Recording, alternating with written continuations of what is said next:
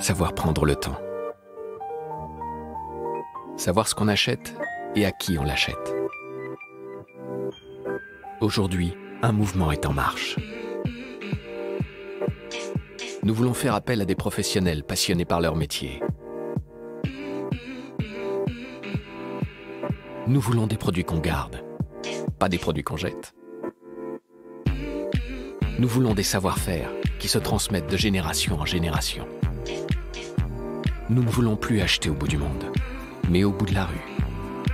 Quand on y réfléchit, nous avons tous de bonnes raisons de choisir l'artisanat. L'artisanat, première entreprise de France. Première entreprise de France. Bonjour à toutes et à tous, bienvenue sur cet atelier sectoriel consacré pour cette édition au métier de service de l'artisanat.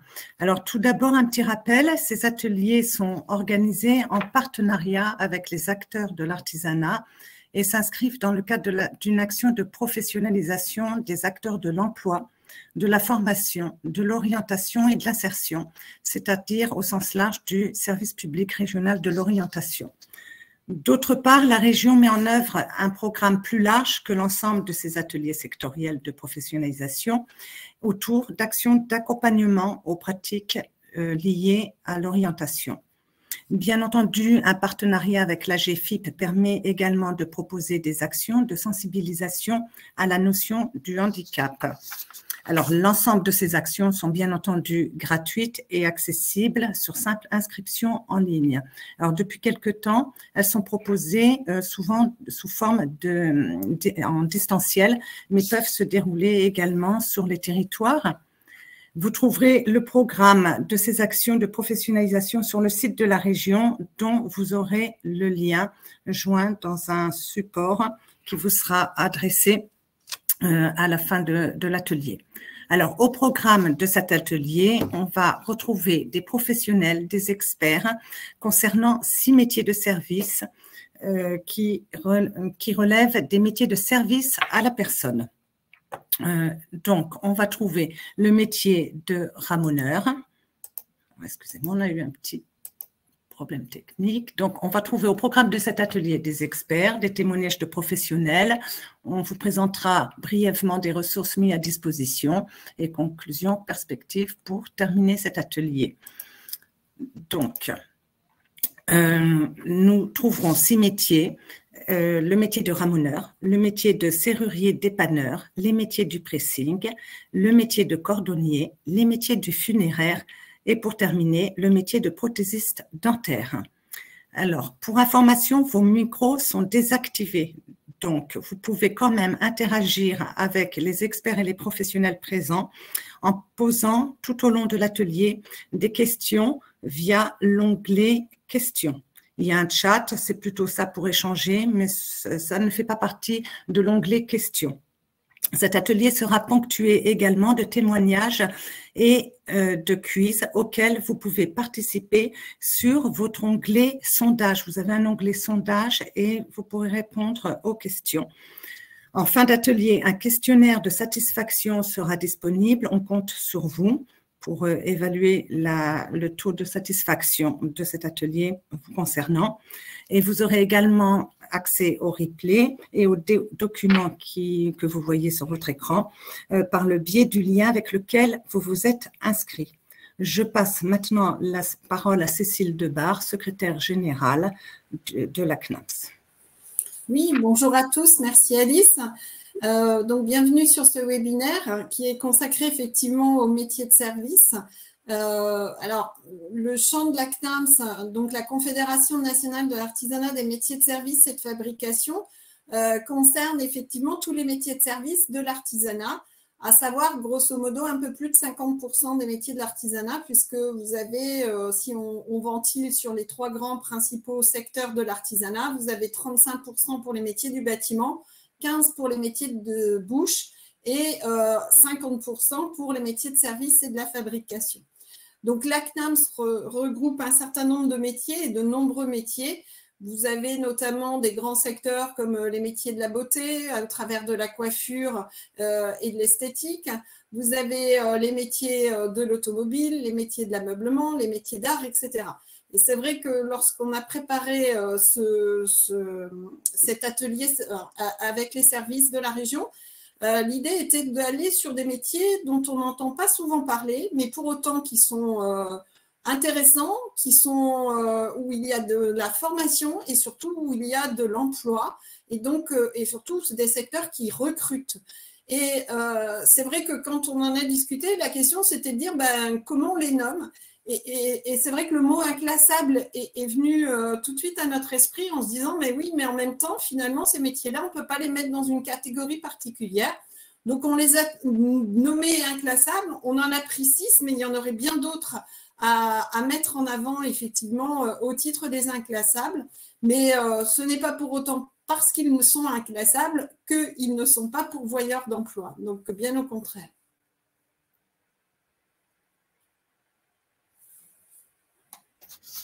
Merci Cécile pour ces précisions. Et là, je vous propose tout de suite de démarrer avec un petit quiz avec une seule question. Alors, je vous invite à aller sur l'onglet sondage pour répondre à cette question qui va concerner le premier métier de cet atelier. Pour exercer la profession de ramoneur, il faut être titulaire d'un. Là, vous avez 4 réponses.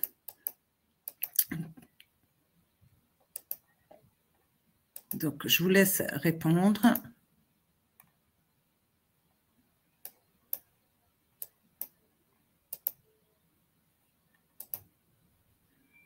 Voilà, on attend encore un petit peu, puisque je vois que vous êtes en train de répondre.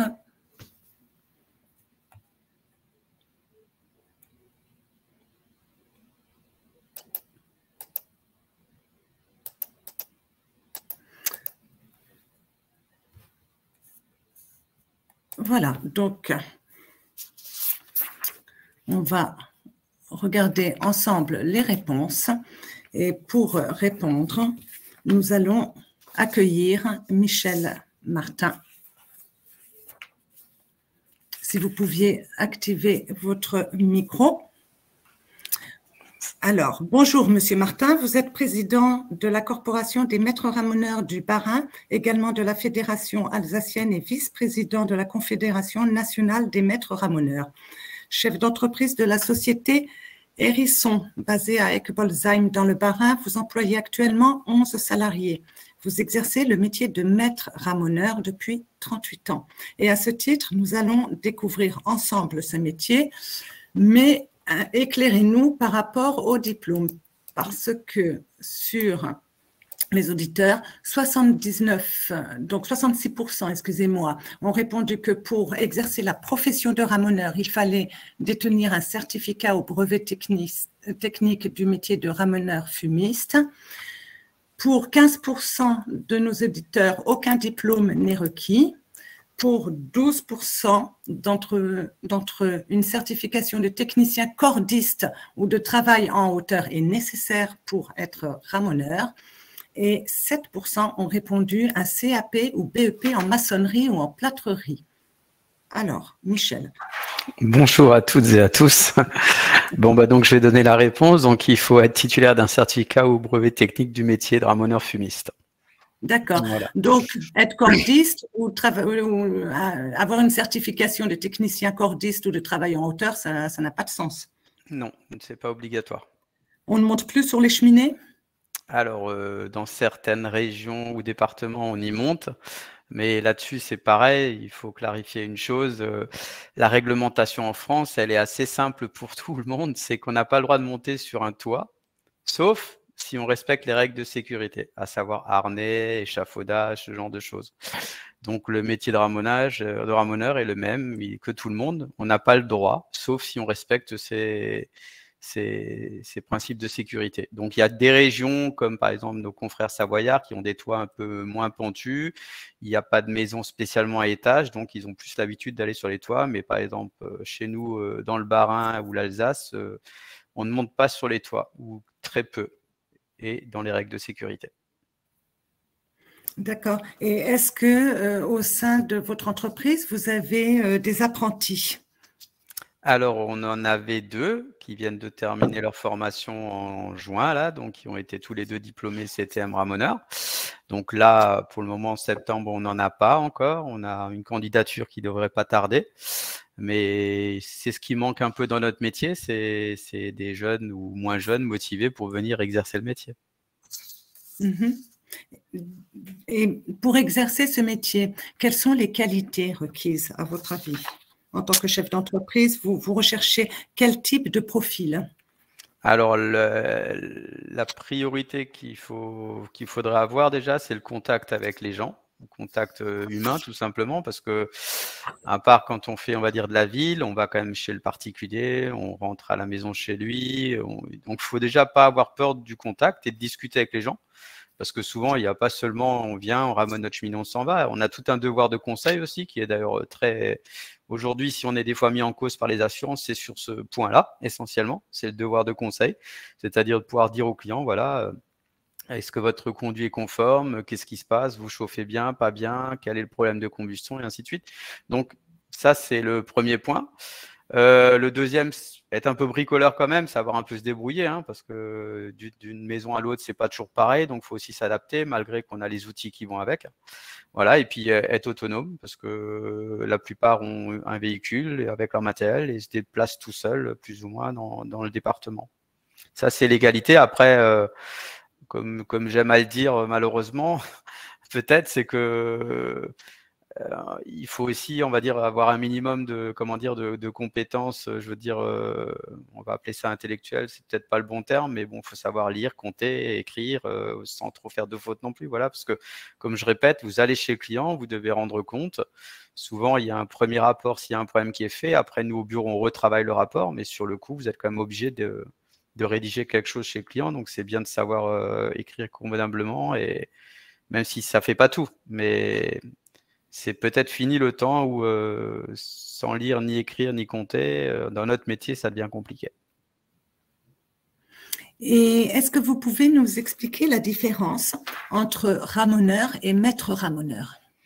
Oh, la différence, elle est assez simple, c'est tout simplement le niveau de compétence, en fait. Le CTM ramoneur, voilà, donc c'est ce que dans le jargon on appelait à l'époque les brevets de compagnon ou les CAP. Hein. Alors je sais que l'éducation nationale a changé leur numérotation, mais à l'époque c'était le niveau 5, donc je crois que maintenant c'est le niveau 1 de mémoire. Et après vous passiez par les brevets techniques des métiers qui ont été mis en place, qui était le niveau bac, et après le brevet de maîtrise qui est homologué au ce qu'on appelle un BTS.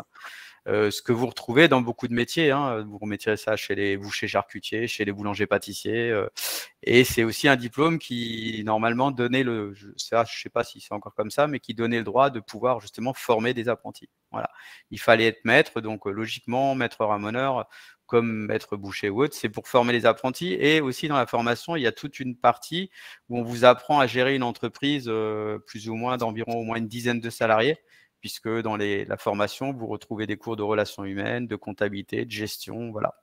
Donc, vous avez, enfin, comme moi je l'ai passé, c'était sur 3 ans, il y avait 2 années de théorie générale et 1 année complète de théorie professionnelle. Donc, voilà, sur le métier pour aller un peu au bout des compétences, voilà.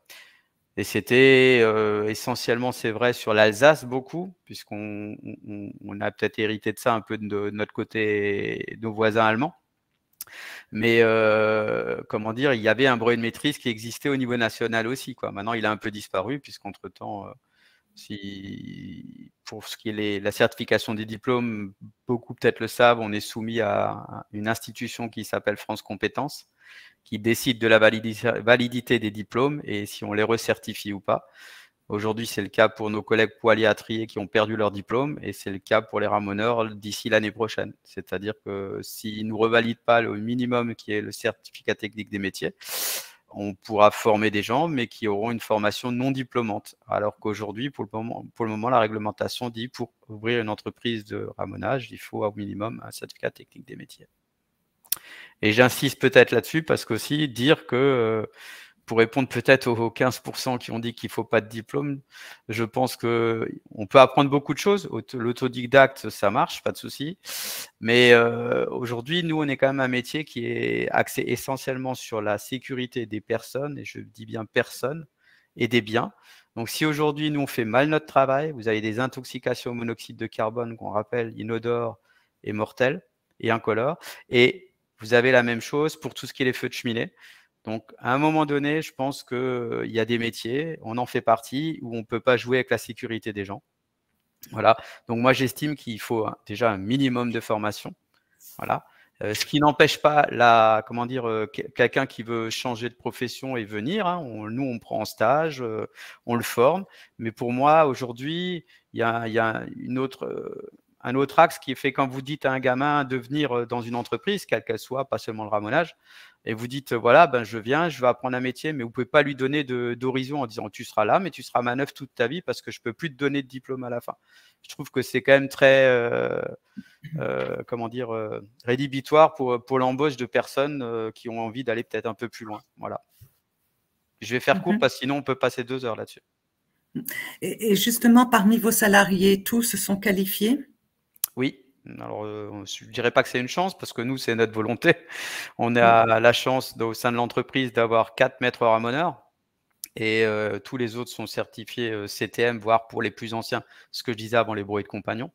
Et voilà, et c'est ce qu'on essaye de faire même dans la corporation. C'est vrai qu'en Alsace, on a cette particularité d'avoir des corporations encore, mais on essaye un petit peu partout. Voilà, ça ne veut pas dire qu'on est obtus sur ça. Vous pouvez très bien suivre la formation, pas réussir votre diplôme ou autre, mais vous avez suivi la formation. Je veux dire. Après, j'estime juste, voilà, tout le monde aime quand on fait une formation avoir quelque chose à la fin, un diplôme qui dit, voilà, j'ai passé ça, j'ai réussi ça. C'est toujours plus valorisant aussi. Et est-ce que vous connaissez des femmes qui exercent dans ce secteur? Alors malheureusement, en tout cas chez nous, non. Ce fut le cas il y a, je pense, une dizaine d'années en arrière. En tout cas, dans le département du Bas-Rhin, on en avait 3. Malheureusement, 2 ont arrêté. Et mais bon, l'entreprise, je ne vois plus trop son patron. Je pense qu'elle exerce encore. Ils sont plus qu'à 2. Après, c'est un problème parce que c'est plus un problème sur le recrutement, parce que je pense que c'est pareil, un peu la mentalité peut-être des gens qui peut-être veulent pas envoyer leur fille faire ce métier qui a toujours aussi cette connotation peut-être de folklorique, mais à la fois salissant, ce qui est plus trop le cas aujourd'hui. Et pourtant, la plupart des entreprises, en tout cas chez moi dans le Bas-Rhin, ils sont tous prêts à embaucher des femmes sans aucun souci. Hein, et on a les douches chez nous en général, c'est déjà séparé. Tout ça, pour moi, c'est normal, c'est dans l'air du temps. Pour d'autres, peut-être pas. Mais on a la chance d'avoir un métier qui n'est pas trop dur physiquement, donc qui peut très bien être réalisé par une femme. Ce qui ne veut pas dire, attention à ce que je dis, mes propos, ce n'est pas une question de dureté, mais je dis toujours… les femmes et les hommes, forcément, notre carrure n'est pas toujours la même. Mais en tout cas, nous, on n'a pas besoin de porter des sacs de ciment ou ce genre de choses. C'est totalement accessible aux femmes sans problème. Et s'il y en a qui sont dans le chat, qui n'hésitent pas, il n'y a pas de problème. Justement, puisque parmi les participants à ce webinaire, il y a des conseillers de Pôle emploi, Mission locale, Cap emploi, ou des conseillers psychologues peut-être de l'éducation nationale.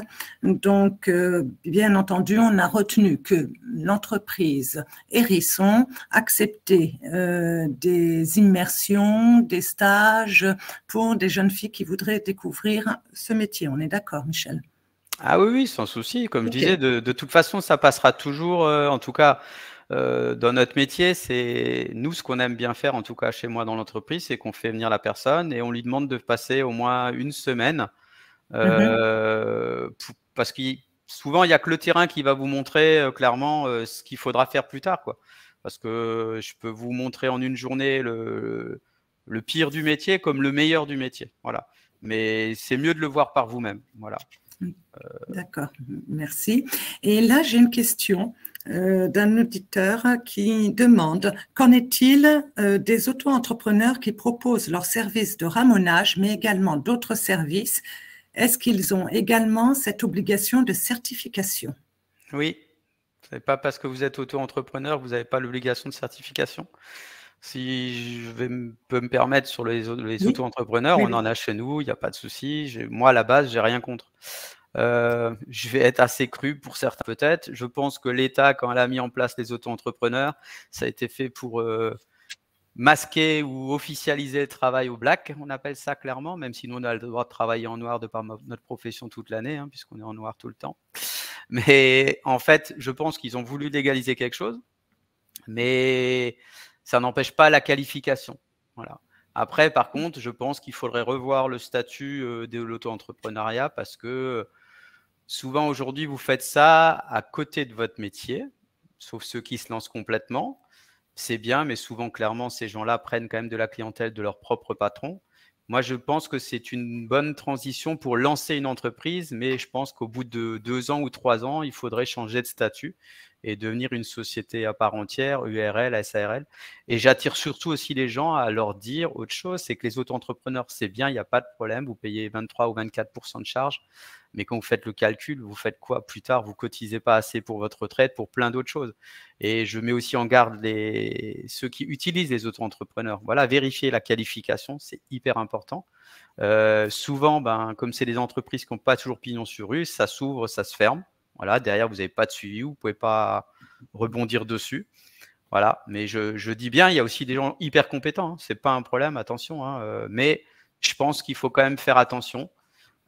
J'ai vu une question où on y fait un peu tout et d'autres services. Bon, écoutez, moi, je dis toujours une phrase assez simple. Je suis ramoneur, je ne suis pas boucher charcutier. Maintenant, à un moment donné, peut-être on est tous un peu bricoleurs ici derrière l'écran. Oui, moi, je sais un peu carreler, je sais faire d'autres choses, mais ce n'est pas mon métier. Donc, chacun son métier et sa spécificité.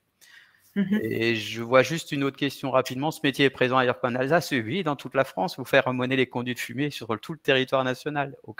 Il n'est peut-être pas aussi bien représenté peut-être que Alsace-Moselle ou ce genre de choses, mais il existe partout, oui.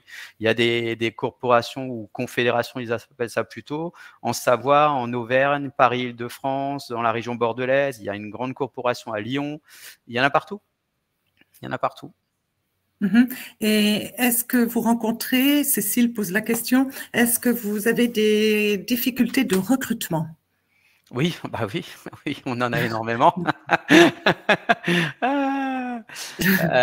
On en a énormément des problèmes de recrutement, c'est bien ce que je disais avant. Mais Ouais. alors, ce problème de recrutement, c'est compliqué parce que je vais peut-être mettre un pavé dans la mare, mais déjà, quand vous entendez aujourd'hui ce qui se passe au niveau politique, beaucoup de politiques à l'heure actuelle se targuent un peu de dire que l'apprentissage et l'artisanat, ils sont passés en, je ne sais plus, 5-6 ans de 220 000 apprentis à 700 000 à l'heure actuelle. C'est bien, j'en suis le premier avis, pas de problème. Mais je ne les vois pas chez moi, ça je peux vous dire, je ne les vois pas chez moi. Et c'est un peu quand même le chat qui se mord la queue parce qu'on a 700 000 apprentis qui sont dans les entreprises aujourd'hui artisanales, mais on va donner des formations non diplômantes. Donc, ça me paraît un peu compliqué pour qualifier les gens, voilà. Après, pourquoi? Je pense qu'il y a un autre facteur. Alors, pareil, moi, j'aime bien dire les choses comme je les pense. Vous m'excuserez peut-être. Moi, j'ai commencé mon métier en 1984. Je suis allé dans l'artisanat par le plus grand des hasards, parce qu'à l'école, ça ne me plaisait plus. Non pas que j'étais idiot, mais ça ne me plaisait plus. Et j'ai 2 filles à l'heure actuelle, hein, qui ont 18 et 21.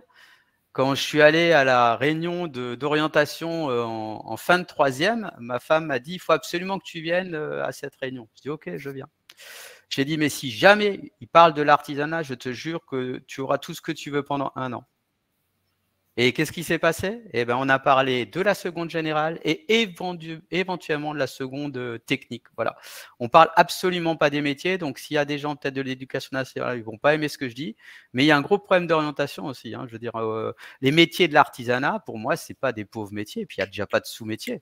Et un artisan aujourd'hui, vous prenez un menuisier ébéniste ou autre, il vit de sa passion, il vit de ce qu'il travaille de ses mains. Et croyez-moi, certains vont peut-être poser la question, est-ce qu'on gagne bien? Oui, moi, je n'ai pas à me plaindre, je vis tout aussi bien que d'autres. Et je pense que c'est un problème de fond. Voilà, aujourd'hui, en tant que parent, on veut le meilleur pour nos enfants. Ça ne veut pas dire que vous ne pouvez pas faire d'études, je ne suis pas contre ça. Je disais avant, vous allez brevet de maîtrise, il y a d'autres façons de se former. Aujourd'hui, pour ceux qui vont voir à la télé Top Chef, vous avez les MOF, vous avez tout ça. Je veux dire, ça existe, mais c'est des gens qui vivent de leur passion et de leur métier. Et ça ne veut pas dire pour autant qu'on est idiot. mais c'est une autre voie. Et aujourd'hui, demain, malgré tous les gens, entre guillemets, qui ont fait des hautes études, quand on va dire le banquier, je ne sais pas, j'en ai plein des amis, ce n'est pas le problème, mais pour construire la banque, il faut un carreleur, il faut un charpentier, il faut un maçon. Si on n'a plus ces métiers, si on n'a plus de qualification pour ça, qu'est-ce qu'on fait? Alors, je vois juste une autre question, par où on cherche nos futurs salariés? Oui. Ben, on n'a pas de solution. On n'en a pas. Oui, mais c'est-à-dire, Michel, est-ce que vous publiez via Pôle emploi? Vous avez des contacts pour déposer les offres d'emploi? Mon associé a téléphoné chaque année à Pôle emploi pour leur dire ce qu'on recherchait. On n'a jamais eu une offre. Et encore, quand on reçoit éventuellement quelqu'un, ben, c'est dingue, mais voilà, il n'est pas du tout… comment dire, autant la reconversion, je comprends, mais entre me proposer quelqu'un qui a fait un CAP de boucher, ça va être quand même compliqué, quoi. Je veux dire, à un moment donné, je pense que la réorientation, c'est… Je pense que le Pôle emploi, je ne sais pas, moi, je ne les connais pas tous. Voilà, je pense qu'il faut aussi… ils ont un métier qui est ingrat, ça, je le conçois. Mais il faut aller voir les organismes professionnels, il faut discuter avec eux, il faut aussi leur demander ce qu'on recherche. Voilà, ce que je disais avant, je ne cherche pas un boulanger, je cherche quelqu'un qui s'intéresse au métier de service, dans le ramonage, peut-être un peu dans le chauffage, après il y a peut-être un peu dans le tubage, il y a d'autres choses peut-être toutes proches, ou alors quelqu'un qui veut complètement changer. Mais le problème, c'est qu'il faut aussi expliquer aux gens ce que c'est les métiers, et je sais que ce n'est pas évident à faire.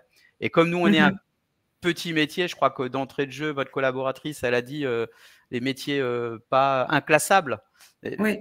J'aime pas trop ce mot inclassable parce que on est totalement classable sans problème. On est là pour la sécurité des personnes et des biens. On est très important dans le paysage.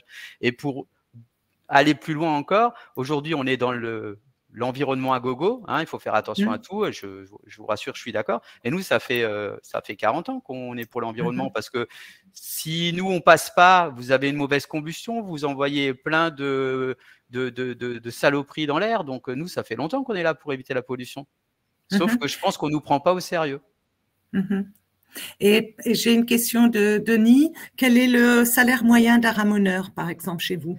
Alors, chez moi, ça va aller…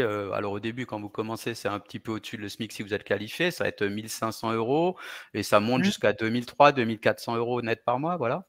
Plus, ils sont autonomes, ils ont une voiture, ils ont le téléphone portable. Les horaires chez nous, c'est 6h30, 15h. Le vendredi, ils arrêtent à 12h45. Voilà. Aujourd'hui, c'est plus aussi salissant qu'à l'époque. Après, nous, clairement, c'est des petites entreprises, c'est familial, on se connaît tous, on se voit tous les jours. Là, moi, je suis dans mon bureau, mais je les vois tous les jours. Ils vont arriver dans, d'ailleurs, 10 minutes, un quart d'heure. Et il y a des gens qui gagnent mieux. Hein, je veux dire, voilà, en tout cas… Bien sûr, il y a un avenir dans ces métiers-là. Aujourd'hui, on cherche des gens des collaborateurs sur qui on peut compter. Voilà. Alors, vous êtes invité, Michel, il y a une mission locale qui vous invite à venir parler aux jeunes de cette mission locale. Donc, on vous donnera les coordonnées, voilà, on vous mettra en contact. C'est pas un problème. Parce qu'effectivement, ça peut intéresser des jeunes en recherche d'orientation pour découvrir ces métiers. Et dernier point, j'ai vu une question sur les conditions d'exercice de ce métier. Est-ce que c'est un métier physique? On a vu qu'on montait plus forcément sur les toits. Dites voir en Alsace ou ailleurs, en Champagne-Ardenne ou Lorraine ou le reste de la France. Vous avez le costume noir là avec le chapeau haute forme? Non, oui, nous on l'a en tout cas parce que, comme je disais un peu, on a hérité ça un peu de nos voisins allemands. Donc, et on a la tenue noire, effectivement, on y est encore attaché. Elle est un peu folklorique, mais c'est encore… voilà. Et… au-dessus, nous, pour distinguer le maître ramoneur du brouet de compagnon, on met le haut de forme. Voilà, c'est ce qui distingue juste. C'est plus une côté un peu comme les mofs, on va dire, voilà, qui ont leur bleu, blanc, rouge autour du col. Voilà, nous, c'est un peu notre signe distinctif entre un maître et un non-maître. Voilà.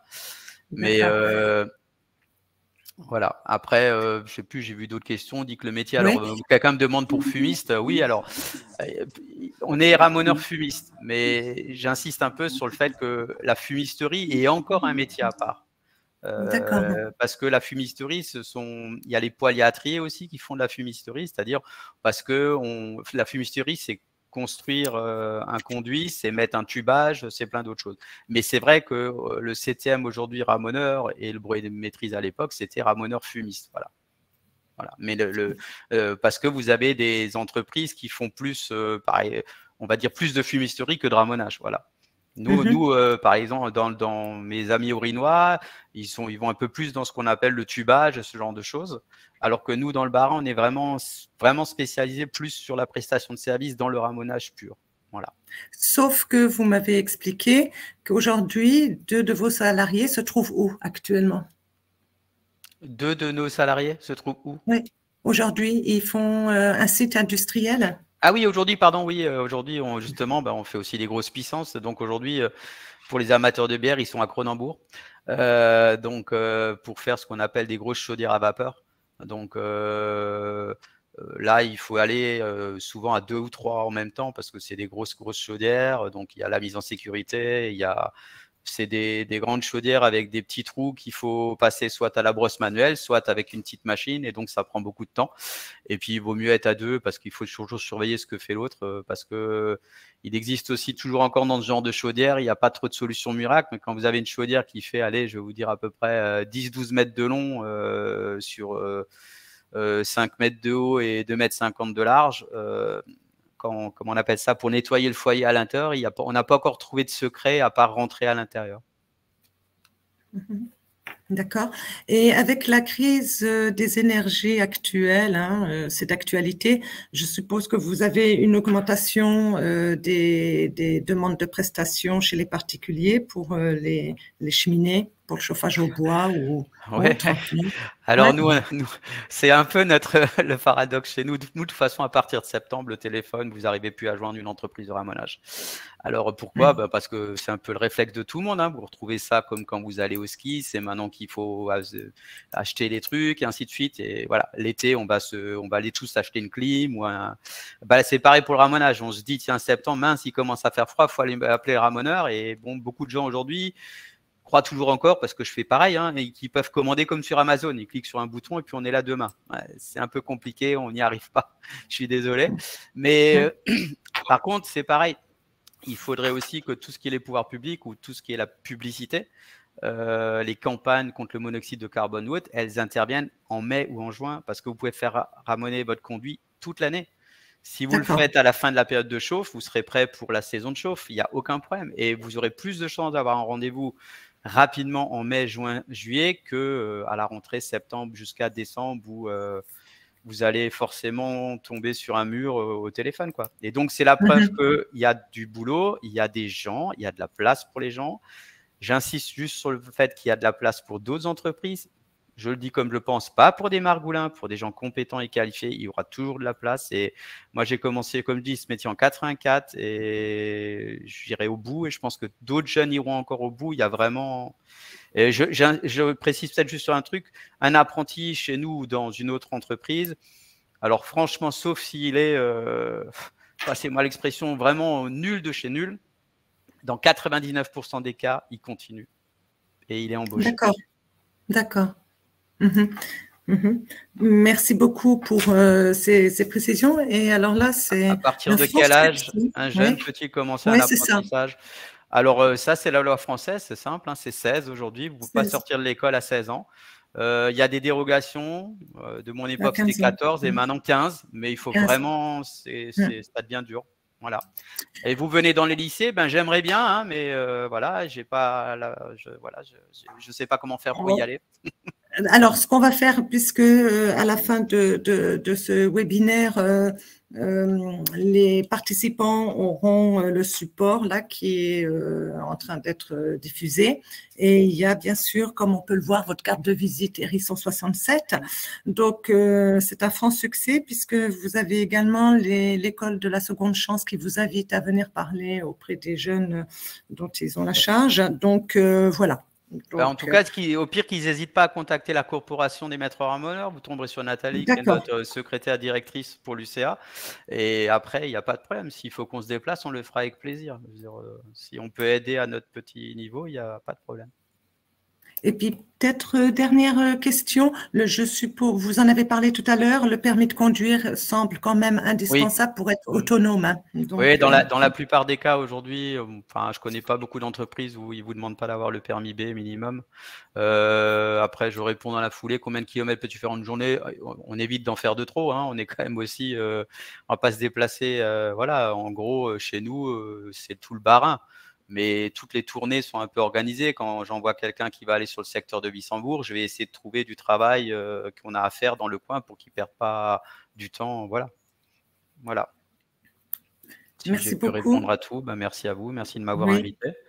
Je vais non, pas c'est nous monopoliser qui la vous parole et je remercions. vais laisser les Non, autres. non, il n'y Voilà. a pas de souci. Merci beaucoup. Merci. Merci à Merci, vous. Bon Michel. après-midi. Au revoir. Merci. Au revoir. Donc, après avoir pu échanger avec Michel Martin Ramoneur, maître Ramoneur, pardon, nous devions avoir le témoignage d'un serrurier dépanneur, mais suite à un imprévu professionnel, il ne peut pas être parmi nous sur cet atelier pour témoigner. Alors, je vous propose une courte vidéo sur le métier de serrurier dépanneur et Cécile nous donnera des éléments d'information sur cette profession.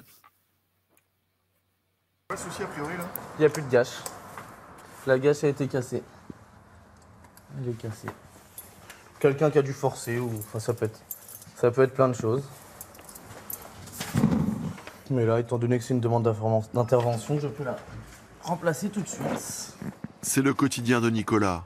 Plusieurs fois par jour, il intervient pour changer des serrures, ouvrir des portes ou encore remplacer des vitres cassées.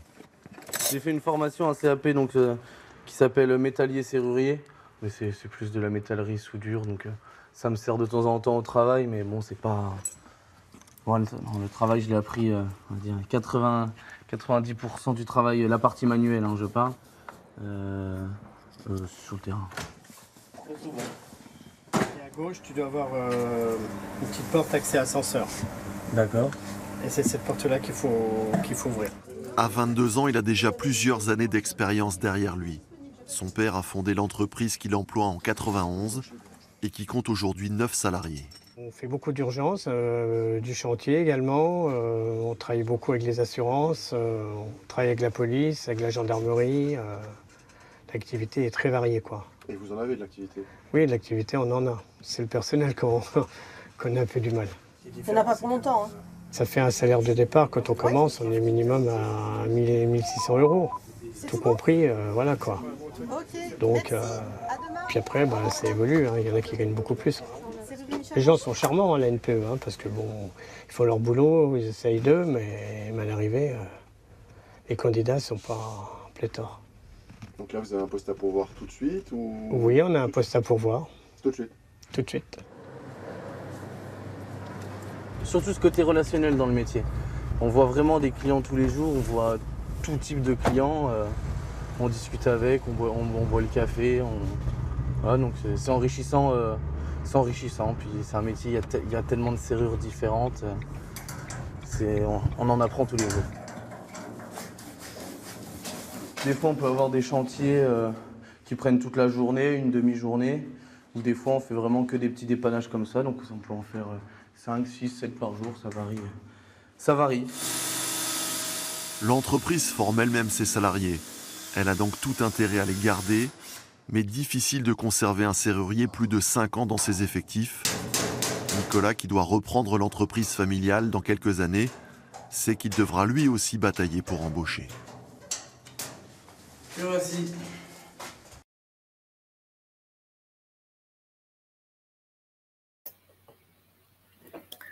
Cécile, Oui. Bonjour. Oui, bonjour. Alors, je tiens à préciser que la vidéo qu'on vient de voir, elle date de mémoire de 2017, donc elle commence à avoir un petit peu de temps. Pour autant, bah, elle est toujours d'actualité. En tout cas, le témoignage de ce professionnel est toujours, je dirais, d'actualité et valable. Donc, comme il l'indiquait, les qualités qui sont requises pour ce métier sont effectivement sur l'aspect technique.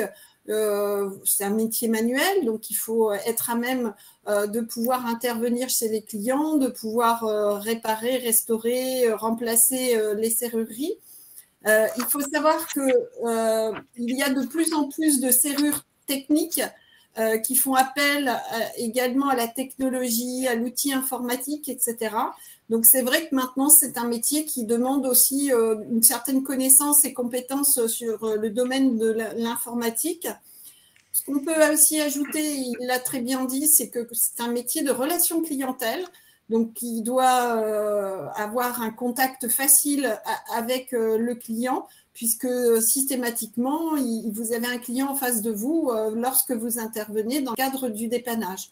Et puis, enfin, la question a été posée pour le ramonage, mais je peux le dire aussi pour le serrurier, il faut impérativement le permis B pour la mobilité, puisque vous vous déplacez chez les clients, ce n'est pas les clients qui viennent à vous, donc il faut impérativement le permis pour travailler dans ce métier. Comme le disait l'intervenant, il a fait référence, il a parlé du métier de serrurier métallier, qui est en fait un métier encore un tout petit peu différent, puisque là, le métier qui a été présenté, c'est le serrurier dépanneur, donc celui qui est vraiment intervient auprès de la clientèle sur les serrures et fermetures de toutes sortes, que ce soit des portes blindées, des serrures 3 points, 5 points et je ne sais quel autre type. Mais vous avez effectivement aussi le serrurier métallier qui, là, cette fois-ci, va travailler en atelier et qui, lui, va être dans la conception des fermetures, que ce soit portes, fenêtres, etc., portails. Donc, c'est un métier un peu différent. Voilà, c'est juste pour apporter une précision sur ce métier de serrurier dépanneur.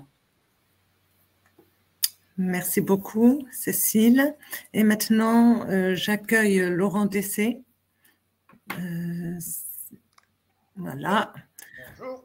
Bonjour Laurent. Alors, bonjour. Vous êtes actuellement à la tête de 7 pressings et une blanchisserie. On va quitter le territoire alsacien pour aller sur le territoire champardonnais sur la Marne, puisque vos établissements se situent à Châlons-en-Champagne, Reims et Épernay. Et vous employez actuellement 22 personnes et on va préciser exclusivement des salariés femmes. Avez-vous une explication pour ce métier qui est majoritairement féminin ? Laurent. Bonjour à tous. Écoutez, pour le moment, c'est vrai que dans le recrutement, on ne trouvera rarement des propositions d'hommes et ce métier a été énormément banalisé et les gens ne voient que le repassage à travers notre activité. Donc par défaut, l'homme n'aime pas spécialement repasser et donc on a très peu de candidatures à ce niveau-là et oui, c'est plutôt un métier féminin. Et par rapport à la condition droitier-gaucher, quand on a échangé en amont de votre intervention, vous me disiez on ne peut pas prendre des personnes qui sont gauchères. Vous pouvez nous expliquer pourquoi ? Alors, bon, c'est pas qu'on ne peut pas prendre des personnes gauchères, mais le matériel et entre autres les tables à repasser sont faites ce qu'on appelle avec une pointe à droite. Donc, obligatoirement, il faut être droitier, droitière pour pouvoir se servir de la table. Et les équipes, elles tournent, le personnel peut bouger d'un magasin et à un autre. Et si demain, je viens avoir une personne qui est gauchère, il faut que je monopolise une table à repasser spécifiquement pour elle et personne d'autre ne pourra s'en servir à sa place. Après, j'ai dans mes salariés une personne qui est gauchère et qui repasse de la main droite, mais bon, ça fait 25 ans qu'elle le fait. Donc, ce n'est pas quelque chose qui est rédhibitoire, mais c'est vrai que c'est une question qu'on pose souvent. Et des fois, bon, on peut faire quand même des essais, mais si vraiment, un vrai gaucher en général est très maladroit avec sa main droite, c'est le cas de le dire. Voilà la raison, c'est pas qu'on ne veut pas de gaucher ou de gauchère, mais c'est juste une question de technique et on ne peut pas se permettre de monopoliser un outil de travail pour uniquement une personne. D'accord. Et quand on travaille dans un pressing, on fait quoi ? Alors, on fait quoi ? On fait beaucoup de choses. La première, je vais la généraliser en disant qu'on fait du commerce, bien sûr, et qu'il faut avoir un côté commercial, puisque la première activité va être la réception et l'accueil du client dans notre magasin. Au-delà, après, du dépôt qu'il peut y avoir, je vais dire, l'interrogation qu'on peut avoir envers lui en lui posant certaines questions pour avoir un petit peu d'idée sur la raison pour laquelle il est là. On se doute que le vêtement n'est pas propre, qu'il y a des taches, donc on essaye de savoir un petit peu ses origines pour nous aider dans les traitements par la suite. Donc il y a toute cette réception du client, du vêtement. Après, il faut scinder les vêtements pour savoir quel traitement on va leur donner. Il y a toute la partie détachage, il y a toute la partie reconstitution des lots pour faire les restitutions derrière. Et il y a la gestion de caisse, quelque chose de basique qu'on a dans tout métier à partir du moment où on fait du commerce. Et pour être autonome sur son poste de travail, pour vous, vous diriez qu'il faut combien de mois d'expérience pour être totalement autonome? Bon, alors, quelqu'un qui n'a jamais travaillé dans le pressing, Oui. C'est vrai que la première chose qu'on va essayer de voir, c'est ses capacités sur une table à repasser, puisque repasser chez soi et repasser avec notre matériel, c'est complètement différent. Il y a des choses qui sont des gestes qu'il faut éliminer, il y a des... Bon, pour faire très attention, je dirais quelqu'un qui percute assez bien, il va falloir au minimum 6 mois. D'accord. Et on va lâcher cette personne progressivement, on va lui donner certaines tâches où elle aura toujours un tuteur ou un binôme derrière qui va regarder un petit peu ce qu'elle fait, parce que le danger, c'est toujours bien sûr la détérioration du vêtement qu'on nous a confié. Donc il faut qu'on ait un œil vigilant dessus. Et la personne qu'on va lâcher tout doucement, ça va être 1 heure, 2 heures, une matinée et ainsi de suite, pour qu'elle commence à prendre confiance en elle, car en même temps que vous êtes en accueil client au comptoir à réceptionner les vêtements, vous avez toute la gestion arrière du magasin à faire aussi. Et on se fait très vite déborder si on n'arrive pas à tout conjuguer. Donc, on va dire entre 6 et 9 mois pour avoir quelqu'un d'autonome. D'accord. Et là, j'arrive sur les produits utilisés dans les pressings, Ouais. comme les housses plastiques. Est-ce que les housses plastiques sont toujours d'actualité pour protéger les vêtements que vous rendez? Est-ce que vous utilisez des produits moins agressifs pour l'environnement? Voilà. Alors, il y a une grosse réglementation qui a été faite depuis un laps de temps de quelques années sur notre métier. Les gens qui sont là le savent, le perchloréthylène a été interdit en France. Il a été définitivement banni le 31 décembre de 2021, donc on ne peut plus en trouver dans notre pays.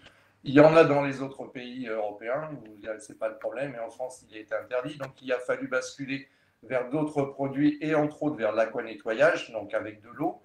Sauf que les industriels n'étaient pas prêts et je peux vous le garantir puisque j'ai été un des premiers sur la région en 2013 à basculer du perclos vers l'aquanettoyage. Et honnêtement, j'ai essuyé beaucoup de plâtre parce que les industriels, les fabricants de lessive en l'occurrence, n'étaient pas prêts pour ce genre d'activité. Donc oui, aujourd'hui, je ne dirais pas qu'un pressing peut être écologique comme on le voit affiché, parce que ça c'est totalement faux. On essaye, on respecte l'environnement sur de la destruction de déchets, de choses comme ça. Les produits lessiviels sont de moins en moins plus toxiques, mais il y a quand même toujours des produits nocifs à l'intérieur, il ne faut pas se voiler la face. Et pour le plastique, c'est un vaste débat. Oui, bien sûr, on essaye, et l'enseigne dont je fais partie travaille fortement depuis plusieurs années, puisque nous avons créé des housses intissées pour la restitution des vêtements. Mais en toute honnêteté, autant ça s'est bien passé, puisque le groupe est international dans d'autres pays en Europe. En France, c'est très compliqué. Le français n'a toujours pas compris. Et l'exemple le plus simple, nos housses plastiques permettent de mettre 3 vêtements en général en moyenne dans une housse parce qu'il y a des soufflets. Vous avez des clients qui vous demandent de vous faire 3 emballages séparés. Le français aujourd'hui n'a toujours pas compris et j'ai envie de dire, il vous répond presque que ce n'est pas son problème. Ou on va vous dire, bah, écoutez, si c'est ça, je vous dépose les vêtements un par un et puis comme ça, vous me ferez 3 emballages. Ce qui est très intelligent, mais bon. Donc, il y a des moyens, il y a des possibilités. On travaille énormément dessus, mais on a du mal à le mettre en place. Et est-ce qu'actuellement, vous rencontrez, alors ça c'est Flore qui pose la question, est-ce que vous rencontrez des difficultés de recrutement actuellement? Oh là là, non, je ne vais pas faire comme Monsieur Martin. Ça fait plus de 4 mois que je cherche à embaucher 2 personnes sur Reims. Sur Reims, donc. Sur Reims, pour remplacer, pour étoffer un de mes magasins qui aujourd'hui est en forte croissance. pour des raisons diverses en centre-ville de Reims, oui, comme je l'ai dit. J'ai une de mes responsables d'un magasin qui malheureusement me quitte. Je n'ai pas de turnover, mais là, elle me quitte pour aller rejoindre son amie sur un autre département. Donc, je recrute une future responsable ou au moins une assistante depuis plus de 4 mois. Magasin qui fait plus 20 quasiment en chiffre d'affaires tous les mois. Et le 30 septembre, si je n'ai pas trouvé, je ferme ce magasin. Voilà où j'en suis. J'ai rencontré encore vendredi des personnes de chez Pôle emploi, je n'aurai pas les noms. Mon interlocutrice est à elle-même dépitée.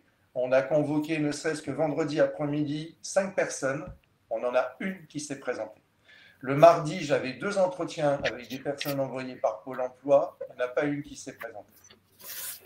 Elle ne sait même plus quoi faire. Elle est écœurée, voilà, tous les adjectifs possibles et inimaginables. Donc, je n'arrive pas à embaucher. Et là, je dois embaucher sur Châlons aussi parce que je vais faire monter une de mes salariées de Châlons qui est polyvalente sur Reims. Je peux vous dire que j'appréhende, sachant qu'à Châlons, c'est un de mes plus gros magasins et le plus gros magasin de la région. Voilà où j'en suis. D'accord. Là, nous avons une conseillère de la mission locale de Reims qui souhaite que vous lui envoyiez, on vous enverra les coordonnées, on vous mettra en relation, que vous lui envoyiez votre offre d'emploi. Apparemment, les missions locales vont essayer également de se mobiliser pour voir parmi leurs jeunes s'il y a des jeunes intéressés pour votre offre d'emploi. Justement, les salaires. Est-ce que les salaires, il y a une convention collective ou c'est… Oui. Il y a une convention collective. Au niveau des salaires, je vais faire une fourchette. On est sur un 35 heures, on va partir. On est entre 1006, 1007 à 2002 net. D'accord. En fonction, on a une partie fixe. Alors, comme disait aussi M. Martin, sur le départ, il est clair qu'on va être au taux horaire du SMIC. Et j'ai toute une partie variable sur l'activité qui peut être réalisée dans le magasin, qui peut monter à 20-25%. D'accord. Et les conditions physiques, rester debout toute la journée ou voilà, c'est pas… Alors aujourd'hui, on est sur des amplitudes horaires, on est sur 6 heures de travail effectif. On va rarement au-delà, donc ça veut dire que le personnel, ou bien ils sont du matin ou d'après-midi. Donc on a mis un système en place 2 jours de matin, 2 jours d'après-midi et ainsi de suite dans la semaine. Chacun de mes magasins, alors on essaye de limiter au maximum les efforts, les problèmes de tendinite, de TMS, choses comme ça. Donc mes magasins sont équipés de tables dernier cri entre guillemets qui permettent d'éviter les mauvais gestes. J'ai même ce qu'on appelle des mannequins, donc outils de travail qui repassent quasiment à votre place. Donc c'est assez fabuleux. Il ne fait pas la finition totale, mais il aide énormément. Donc on essaye de soulager au maximum nos salariés. Tout le système de dosage de machines à aujourd'hui ne touche à aucun produit. Tout est en pompe automatique, tout est en dosage automatique. Donc il n'y a pas de cubit. Même certains industriels se sont orientés vers des cubits de 10 kg, font plus le bidon de 20 kg pour éviter les ports de charge et ainsi de suite. Donc là, aujourd'hui, nous, on est régulièrement dans nos magasins, donc s'il y a des bidons à remplacer, on le fait. Mais majoritairement, il n'y a plus de ports de charge importants pour notre activité. Il y a la répétition du geste, oui, au niveau du bras, au niveau de l'épaule, où il faut faire attention. Je ne peux pas le nier, mais on essaye au maximum de minimiser tous les risques possibles. D'accord. Et Sophie pose une question intéressante. Quelle est la formation nécessaire pour travailler chez vous? Est-ce qu'il y a des diplômes? Alors, il y avait encore quelques années en arrière des CAP, des BEP pressing blanchisserie, même si les 2 métiers sont complètement différents. Autant, j'en reviens un peu en arrière, autant en blanchisserie, vous pourrez trouver des hommes dans des grosses blanchisseries industrielles, parce que là, ils brassent des énormes volumes, ça peut être du 10 tonnes jour. Et là, c'est de la manipulation et c'est souvent des hommes qui sont dessus ou le déchargement de machines par rapport au métier pressing qui est complètement différent et où on ne manipule pas les mêmes choses. Il y avait des CAP, des BEP qui étaient faits dans des lycées sur la région. À aujourd'hui, il n'y a absolument plus rien. dans les écoles. On avait des gens qui sortaient de l'école avec des CAP, des BEP, qui avaient une maîtrise quand même un petit peu du métier et de la connaissance. Aujourd'hui, il n'y a absolument plus rien. Donc, moi, quand j'ai recruté et que j'ai mis l'annonce, je peux vous dire que j'ai ouvert très large parce que nous avons la force et la capacité, moi en local et avec le groupe 5 à Sec, de former notre personnel. Il y a des formations en intra ou en extra qui peuvent être faites et on est capable de former nous-mêmes. Moi, je peux former une personne de A à Z dans mes magasins, ce n'est pas un souci. Voilà. Par contre, c'est vrai que s'il y a un diplôme, un CAP, un BEP qui est là, c'est un plus parce que ça nous aide aussi, nous, de notre côté, et la personne est moins néophyte dans l'activité et connaît déjà un petit peu le métier, qui a toujours été banalisé par ce côté repassage, alors que c'est que 30% de notre métier. Merci, merci beaucoup Laurent. Et je vois qu'il y a des participants qui sont intéressés par vos offres d'emploi. Donc, on se permettra de donner votre contact. Avec grand plaisir. Puisqu'on vient de toutes les questions. Avec grand plaisir. Voilà, si on peut faire le lien.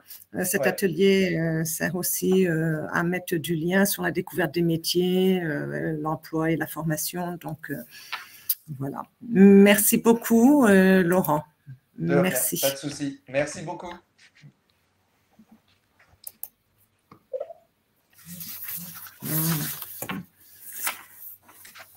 Alors, nous allons découvrir avec Stéphane le métier de cordonnier bottier maintenant.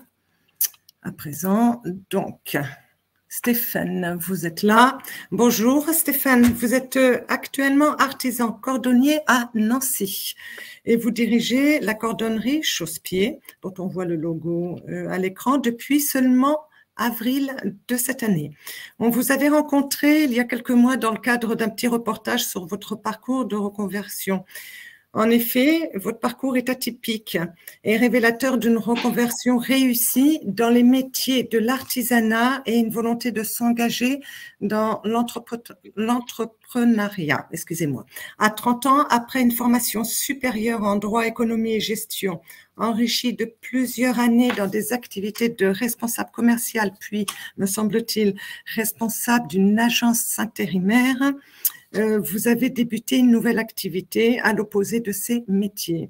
Cordonnier, pourquoi Stéphane ce choix de métier, ce choix d'un métier manuel après avoir été plus ou moins dans les ressources humaines et dans le commerce? Bonjour à tous. Donc, le choix du métier de cordonnier, c'est fait tout simplement par le fait que je puisse travailler de mes mains, voilà, et puis faire travailler la tête aussi. Et ce qui m'intéressait dans ce métier, c'était qu'aujourd'hui, tout le monde porte des chaussures et notamment aussi des baskets. Et donc, il n'y a pas trop de limites à ce métier et qu'il y aura toujours besoin de cordonniers tant que les gens auront 2 pieds et marcheront. Voilà.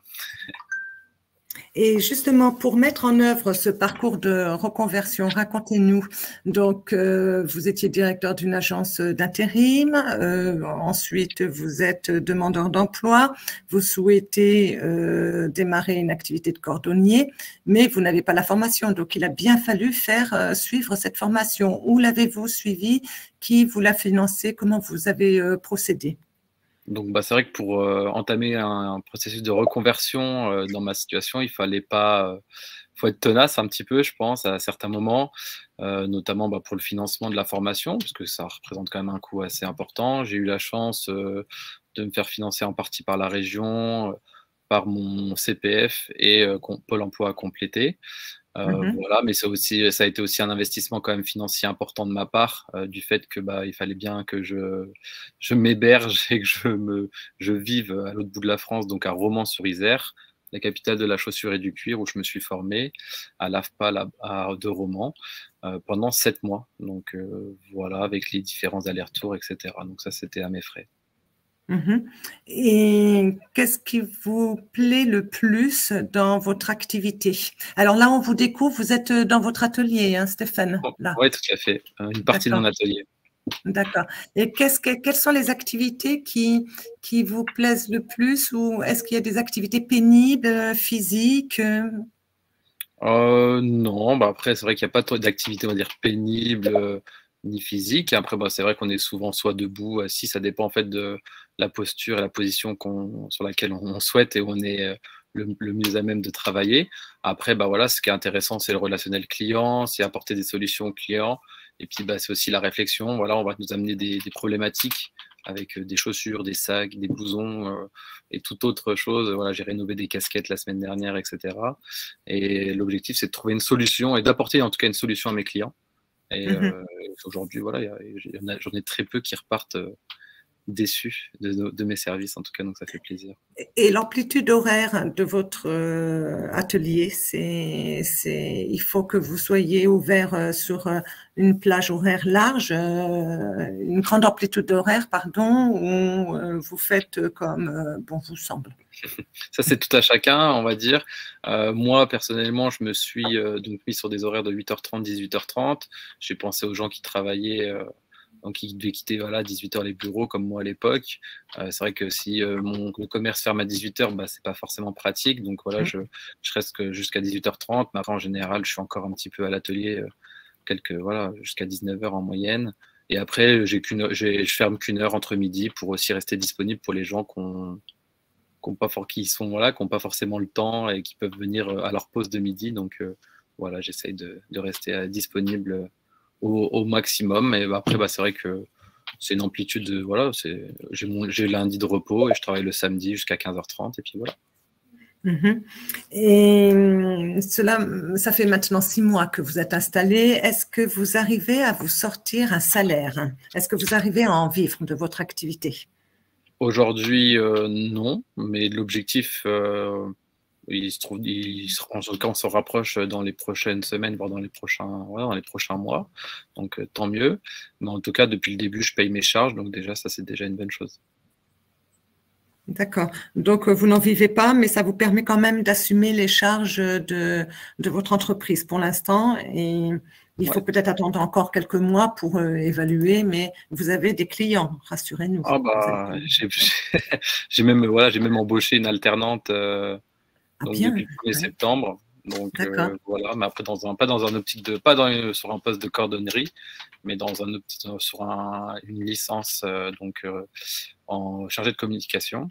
L'objectif étant d'apporter de la nouveauté, de la fraîcheur au métier de la cordonnerie qui, selon moi, malheureusement, est un peu en déclin, avec aussi de nombreux départs à la retraite et donc avec un fort potentiel à développer sur ce secteur. D'accord. Et si des missions locales ou des conseillers de Pôle emploi voulaient faire des immersions dans votre atelier pour, alors peut-être pas des dizaines, mais à la marge pour certains demandeurs d'emploi ou jeunes en recherche de projets d'orientation, vous seriez d'accord puisque vous êtes à voir selon les profils et selon la motivation des gens, pourquoi pas. Pour faire une immersion d'1 jour, 2 jours, 3 jours, je ne sais pas, mais voilà, pour valider un projet, voilà, ou pour le stage découverte des métiers pour les jeunes collégiens. Ouais. Voilà, j'ai déjà une alternante. Après, je peux éventuellement encore accueillir une personne, mais voilà, ça sera après. On n'aura plus trop de place dans l'atelier. Oui, c'est sûr. Très bien. Je regarde s'il y a des questions. Non, je ne vois pas. Donc, un parcours complet de reconversion. Si. Denis nous pose la question, quelle est la proportion, alors, grosso modo, de réparation et de création? Quelle est la partie réparation et la partie création? Est-ce que vous arrivez, en dehors de ressemeler, réparer, recoudre, etc., est-ce que vous créez actuellement voilà. Donc, c'est vrai que moi, j'ai fait un diplôme de cordonnier multiservice et non en cordonnier bottier. La différence, c'est que le bottier a plus tendance à faire de la création de chaussures. Et chose que je sais faire, j'ai appris, mais aujourd'hui, mon activité, c'est plus, on va dire, que la cordonnerie multiservice. Et donc, ça va être la réparation, la rénovation. Bien sûr qu'on fait de la création au quotidien, mais sur les produits de nos clients, que ce soit sur des sacs, etc. Voilà. D'accord. La création de chaussures pures. Et là, j'ai une question qui est assez pertinente sur est-ce que c'est vraiment un métier en vogue, en sachant que la tendance, c'est de jeter ses chaussures et d'en racheter, par exemple, plutôt que de faire réparer. Avez-vous constaté un regain pour le ressemellage ou alors, je sais pas. Bah après, ça dépend, on va dire, dans comment on se positionne en tant que cordonnier. C'est vrai que moi, aujourd'hui, là, j'ai encore une personne qui a passé la porte de mon atelier. Elle avait fait 6 ateliers, 6 cordonneries avant de passer la mienne. Et elle a eu que des refus pour réparer voilà, un porte-monnaie, etc. Et donc, bah, moi, je lui ai dit que c'était possible. J'allais y avoir un peu de travail. Moi, en vrai, je suis quelqu'un qui aime bien les défis. Donc, voilà, j'accepte, voilà, je prends le travail. Et c'est vrai qu'aujourd'hui, malheureusement, je pense que certains de mes confrères peuvent refuser certains travaux parce qu'ils n'ont pas envie, ce que je peux comprendre s'ils sont proches de la retraite, etc., ou parce qu'ils n'ont pas envie ou pas les compétences. Moi, dans mon cas, j'accepte un peu tout, les défis, et voilà, c'est parce que c'est comme ça qu'on s'améliore et qu'on apprend aussi. Bien, je vous remercie Stéphane. On vous souhaite vraiment un vif succès au sein de votre atelier qui se situe sur les rives de Meurthe, hein, je crois. Donc, du côté de, voilà, donc pour les Nancéens qui connaissent. Donc, n'hésitez pas à aller voir Stéphane. Et si vous souhaitez ses coordonnées, elles sont dans la slide de présentation et le document que vous aurez en fin d'atelier. Merci beaucoup, Stéphane. Au revoir. Merci, bonne journée. Au revoir. Au revoir. À vos souris, on recommence un petit quiz avec 3 questions qui vont se trouver dans l'application sondage. Donc, dans l'onglet sondage, vous avez un quiz auquel on vous propose 3 questions. Le teinturier ne fait que teindre des vêtements pour en changer la couleur. Oui ou non? Le tranché est un outil utilisé par le prothésiste dentaire, le serrurier ou le cordonnier.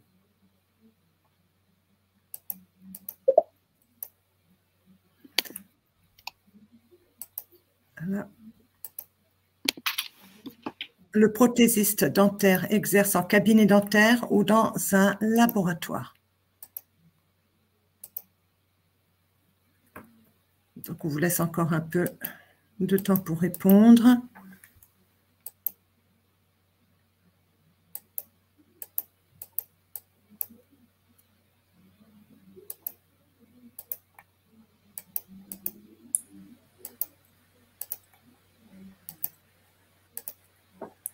N'oubliez pas de valider votre réponse à chaque fois, parce que sinon elle n'apparaît pas.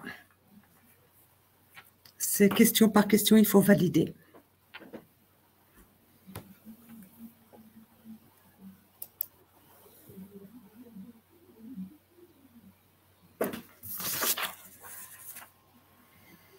Voilà, donc j'invite Cécile pour la réponse aux questions. Oui, merci Alice. Alors, la première question, le teinturier ne fait que teindre des vêtements pour en changer la couleur. Vous êtes 91% à avoir répondu non, effectivement. Historiquement, ce métier-là était effectivement dédié à la teinture, ce qui est encore le cas, mais bien sûr, il est là aussi pour prendre soin de vos vêtements, des textiles, du cuir, enfin toutes sortes de vêtements d'ailleurs, et puis surtout de toutes sortes de textiles, aussi bien les tissus d'ameublement, etc.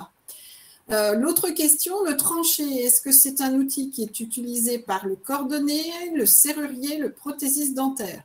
Donc, vous êtes 62% à avoir répondu pour le cordonnier, 26% pour le serrurier et 12% pour le prothésiste dentaire. Eh bien, les 62% ont raison, c'est-à-dire que c'est un outil tranchant qui permet en fait au cordonnier de couper le cuir. Donc, c'est lui qui utilise cet outil. Et concernant la dernière question, est-ce que le prothésiste dentaire travaille dans un laboratoire ou en cabinet dentaire? Je crois qu'on va laisser le professionnel nous apporter la réponse lors de son intervention. Tout à fait. Merci Cécile. Et pour l'instant, nous allons découvrir les métiers du funéraire avec Hervé d'Allongeville. C'est Hervé. Merci Alice, bonjour à toutes et à tous. Je suis donc Hervé Dallangeville, le délégué régional pour l'OPCO des entreprises de proximité en Grand Est. On finance les actions de formation des salariés dans les branches de l'artisanat. Et justement, on va faire un focus aujourd'hui sur deux branches de l'OPCO EP, à savoir le funéraire, et Mélissa Raspillier nous présentera les métiers, et ensuite les prothésistes dentaires. Donc sur les métiers du funéraire, pour commencer, c'est vrai que les métiers sont nombreux à l'intérieur de cette appellation, à l'intérieur de la branche. On a plusieurs familles de métiers que l'on pourrait résumer avec les métiers du contact, les métiers de la clientèle, hein, tous les métiers qui sont en lien relationnel. On a également des familles de métiers autour des métiers qui s'approchent du bâtiment, et puis les métiers autour de l'esthétique, des métiers du soin. Pour finir, il y a également les métiers qui vont être bien évidemment autour de la vente, de la gestion de l'entreprise en tant que telle. Donc, quelques chiffres pour vous parler des métiers du funéraire sur la région. C'est un peu plus de 600 entreprises qui font travailler un peu plus de 1000 salariés sur la région Grand Est. Comme vous le voyez, ce sont donc des entreprises majoritairement de petites dimensions, ce sont des TPE, des PME. Ce sont des entreprises qui rencontrent aujourd'hui, bien entendu, elles aussi, des difficultés de recrutement. Là où la tension est la plus forte, c'est principalement sur le cœur de métier, notamment les conseillers funéraires et le métier de marbrier. C'est aussi, et ça peut peut-être vous surprendre, mais c'est aussi une profession qui a recours à l'alternance et qui recrute par l'apprentissage ou le contrat de professionnalisation. Sur les 600 entreprises, on a quand même pu monter l'an dernier 11 contrats d'apprentissage et 16 contrats de professionnalisation. Donc l'alternance est aussi une possibilité pour accéder à ces métiers. Par contre, c'est vrai que les organismes de formation sont assez peu nombreux sur la région, et j'en profite pour remercier Mélissa de s'être rendue disponible pour nous parler justement des métiers du funéraire. Mélissa, peut-être vous pouvez commencer par vous présenter et puis nous parler de Nova Formation. Oui, pas de souci. L'organisme que vous représentez aujourd'hui. Tout à fait. Donc du coup, Mélissa Raspillier, donc je suis la responsable Grand Est plus Lille de Nova Formation. Donc Nova Formation, c'est une entreprise qui existe depuis 2009. Donc nous, on est vraiment spécialisé dans les métiers du funéraire et on a intégré le groupe Funicap en 2019. Voilà, très rapidement sur Nova Formation. Après, voilà, on a des branches de diversification, mais nous, on est vraiment spécialisé dans le funéraire et toute formation du funéraire, du coup. Très bien. Donc, vous êtes implanté sur la région Grand Est. Vous avez plusieurs sites. Où est-ce que vous êtes Oui, implanté? tout à fait. Alors, moi, je suis basée à Ludre, à côté de Nancy, du coup. Après, nous, on forme donc, dans le Grand Est à Strasbourg, à Mulhouse, Reims, Troyes, Nancy, bien évidemment, et Lille aussi. Voilà. Bon, Lille ne fait pas partie du Grand Est, mais voilà, ça fait partie de mon secteur. Très bien. Alors, voilà les quelques métiers que vous allez nous présenter. Peut-être donc commencer par le métier de porteur, porteur et fossoyeur. C'est la même catégorie de métier. Oui, alors c'est vrai que le métier de porteur, chauffeur, fossoyeur, c'est un métier vraiment de terrain. Donc, ça va induire forcément la conduite des véhicules funéraires, transport de corps. Voilà, toilettes, habillage des défunts. Ils vont aussi forcément procéder aussi à la mise en bière, transfert de cercueil. Ils vont contrôler bien sûr les documents post-mortem, procéder aux ouvertures et fermetures des caveaux, creusement de fosses. Et puis bien sûr, il y a une importance avec les mesures d'hygiène, bien entendu. Mais ça, voilà, c'est valable pour tous les métiers du funéraire. Mais c'est vraiment un métier de terrain. Très bien. Est-ce que justement pour ces métiers, est-ce qu'il faut un niveau minimum, un niveau scolaire? Quels sont les prérequis pour exercer? Alors, pour le métier de porteur, il y a une formation de 16 heures. Voilà. C'est une formation de 16 heures que nous, on propose en distanciel, et qui est obligatoire du coup pour pouvoir faire ce métier. Alors, il faut savoir que dans tous les métiers du funéraire, on peut démarrer en fait un métier dans le funéraire comme conseiller funéraire sans diplôme, sans formation, mais on a l'obligation dans l'année de la prise de poste d'être formé. Voilà. Donc, les entreprises ont 1 an pour former les personnes. D'accord, très bien, merci. On passe peut-être justement au métier de maître de cérémonie, si vous voulez bien.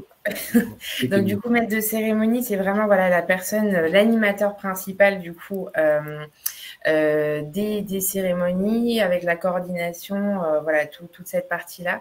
Donc, c'est vraiment ceux qui vont être au contact de la famille pour assurer un hommage comme les personnes veulent, bien entendu. Il faut forcément avoir une bonne canalisation d'émotions parce que c'est pas toujours évident.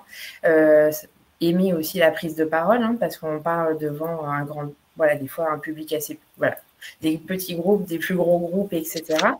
Donc, c'est vraiment eux qui vont gérer les cérémonies de A à Z. Très bien. Alors, je vois que dans le chat, oui, il y a des questions.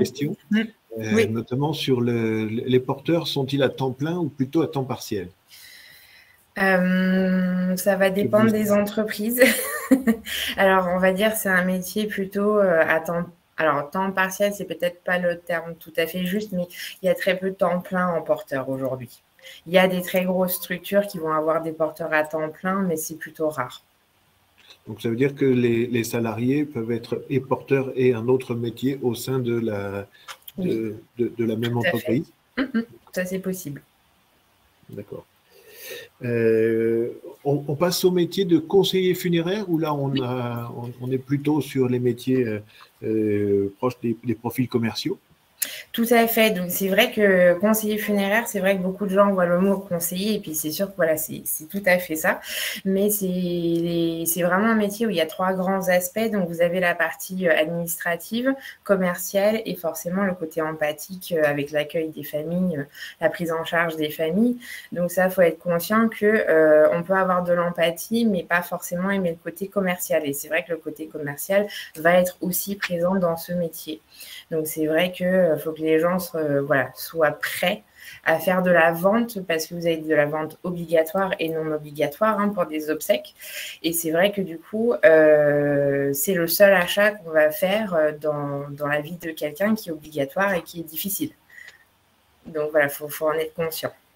Et c'est vrai que on voit souvent, notamment chez les nouvelles personnes qui font ce métier, c'est un métier qui est compliqué parce que c'est vrai qu'on a des cas de figure de décès, on voit de tout, des personnes qui décèdent de vieillesse, mais voilà, des décès violents, des enfants, etc. Donc c'est vrai qu'il faut être prêt à avoir tout ça aussi. Très bien. Là-dessus, du coup, on est aussi sur un métier qui peut très facilement être exercé aussi bien par les hommes que les femmes? Oui, alors tout à fait. Après, c'est vrai que c'est un métier qui se féminise beaucoup. Aujourd'hui, de façon générale, le funéraire se féminise, notamment par ce métier-là de conseiller funéraire, conseillère funéraire. Très bien. Ok. Alors, il y a également le métier, même si c'était également presque un statut, de dirigeant ou dirigeante d'entreprise. Donc, vous avez des formations qui s'orientent autour de cette fonction. Oui, tout à fait. Nous, on a une formation de 70 heures qui est obligatoire si vous voulez exercer en tant que dirigeant d'entreprise de pompes funèbres ou ouvrir sa propre structure. Donc, on est obligé d'avoir cette habilitation-là et aussi celui de conseiller funéraire. Les 2 diplômes vont ensemble. Voilà, donc ça, c'est vraiment une obligation aujourd'hui demandée par la préfecture pour ouvrir une pompe funèbre ou diriger une pompe funèbre. Donc, vous avez dit, effectivement, en termes de durée, vous avez également un ordre de grandeur sur le tarif, le coût de cette formation? Alors, la formation de dirigeant, on est aux alentours de 1 440 € aujourd'hui. D'accord. Et c'est une formation qui peut être éligible au compte personnel formation? Non, malheureusement pas. Non, c'est vraiment voilà, une de nos formations qui ne l'est pas, malheureusement encore. Ok, merci.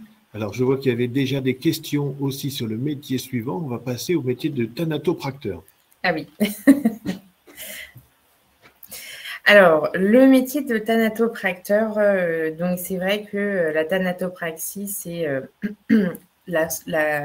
les soins apportés pour la conservation du défunt, d'un défunt. C'est un métier qui, on va dire, il y a de l'esthétique. Voilà, c'est vraiment l'idée d'essayer de dédramatiser en fait la dernière vision que va avoir une famille d'une personne décédée. C'est vraiment dans le but de dédramatiser et que les personnes aient une image assez fidèle en fait. C'est vrai que voilà, il y a beaucoup de, comment dire, c'est un métier qui est physique aussi parce que c'est souvent un métier où on travaille seul.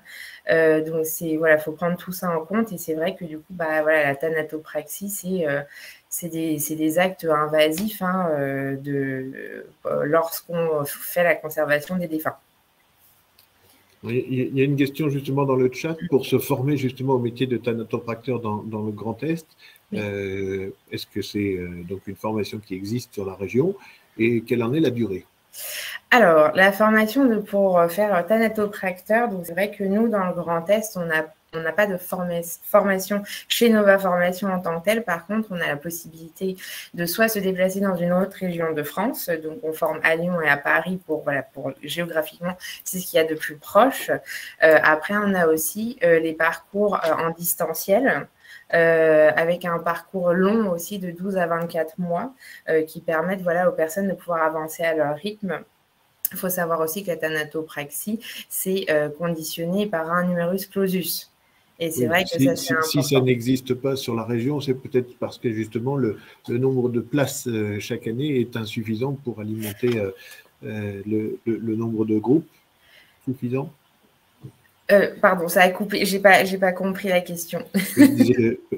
Peut-être que si justement il n'y a pas de formation sur la région Grand Est, c'est parce que ce fameux numerus clausus que vous évoquez limite le nombre de candidats potentiels chaque année. Alors oui, ça peut. Après, c'est vrai que c'est quelque chose de très régional. La conservation d'un défunt, les soins à apporter, en fait, c'est régional. C'est vrai que dans le Grand Est, on le pratique moins que dans d'autres endroits en France, et notamment en Alsace où c'est très culturel, notamment avec le protestantisme, etc. Voilà, c'est assez culturel, en fait. Donc, il y a aussi de ça qui va jouer sur les soins. D'accord. Il y a une question dans le chat également sur la valeur de la formation de thanatopracteur. Peut-elle se faire en distanciel et est-ce que ces parcours, lorsqu'on les fait en distanciel, ont la même valeur que ceux qui sont faits en présentiel? Oui, alors tout à fait. Alors, elles ont exactement la même valeur, sachant que du coup, c'est forcément à l'issue du numerus clausus qu'on est accepté ou non en tant que thanatopracteur. Et suite à ça, va se suivre en fait une année de soins. En fait, vous avez une centaine de soins à effectuer avec un thanatopracteur. Donc, vous êtes stagiaire avec cette personne. Donc, vous avez eu le concours, mais vous avez l'obligation de faire une centaine de soins pour valider le diplôme. Donc, ça a tout à fait la même valeur. D'accord, très bien. Alors, sur le dernier métier qu'on a décidé d'évoquer à l'intérieur des métiers du funéraire, il a fallu faire une petite sélection, mais malgré tout, le métier de marbrier. Donc, là, on est dans la sphère des métiers du bâtiment. Qu'est-ce que vous pouvez nous en dire ? Alors, c'est vrai que la marbrerie, c'est vraiment un des métiers qui est sous tension aujourd'hui dans le funéraire. Donc, c'est vrai que il y a tout ce qui sera lié avec les monuments funéraires. Donc, il y a la réalisation des travaux pendant et après la pose dans les cimetières. Après, donc, il y a cette partie-là, monument funéraire pur. Après, il y a la conception aussi de la stèle. Ils vont aussi être amenés, de creuser des fosses, de gérer des terrassements. Donc, c'est vrai que c'est un métier qui est très physique. Ils peuvent aussi, bien sûr, faire tout ce qui sera la réparation de monuments, etc. Voilà, donc c'est assez divers comme métier. Il y a vraiment beaucoup de choses dans ce métier, mais c'est vrai qu'il est très peu connu. Et c'est dommage parce qu'il y a un grand besoin. Il est peu connu, mais par contre, tel que vous le décrivez, il s'ouvre aussi justement au public, aux candidats et candidates féminines pour le coup.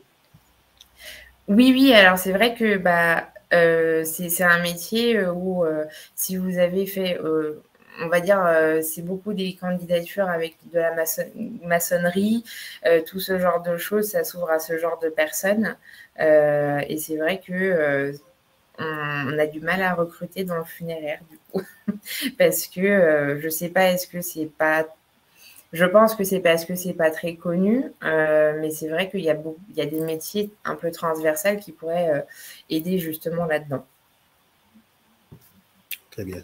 Merci en tout cas. C'est vrai que sur les métiers du funéraire, alors je le disais en préambule, il y a peu d'intervenants sur le volet formation. Donc, on a des actions effectivement de formation des futurs demandeurs d'emploi par les différents dispositifs. On a réfléchi à une POE, on a également le dispositif HOPE qui peut être mobilisé pour les publics issus des publics réfugiés. Donc ça fait partie des métiers qui sont en tension, qui étaient en tension déjà avant la crise sanitaire qui n'a absolument pas arrangé la situation, bien évidemment. Donc ce sont des entreprises en tension, avec des recrutements nombreux et présents sur l'ensemble de la région. Donc, alors moi justement, j'ai une question quand même pour Mélissa ou vous Hervé. Est-ce que c'est un secteur qui recrute?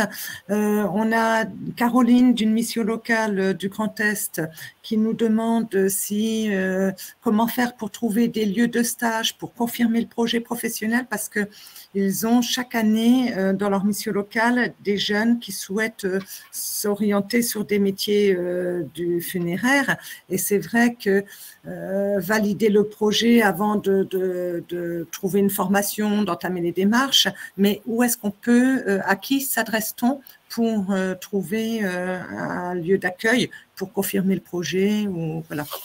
Avez-vous une idée? Alors, Mélissa, si vous voulez, vous pouvez. Oui, bien sûr. Alors, c'est vrai que du coup, quand les personnes, moi, je recommande toujours aux personnes de faire un stage d'immersion. Après, c'est vraiment du porte-à-porte, aller voir plein de pompes funèbres, demander qui veut les prendre en stage d'immersion pour valider le projet. Généralement, les pompes funèbres sont assez ouverts à ce genre de démarche. Ils ont l'habitude en tous les cas. Donc, c'est vraiment ce que je recommande, parce que voilà, les métiers du funéraire,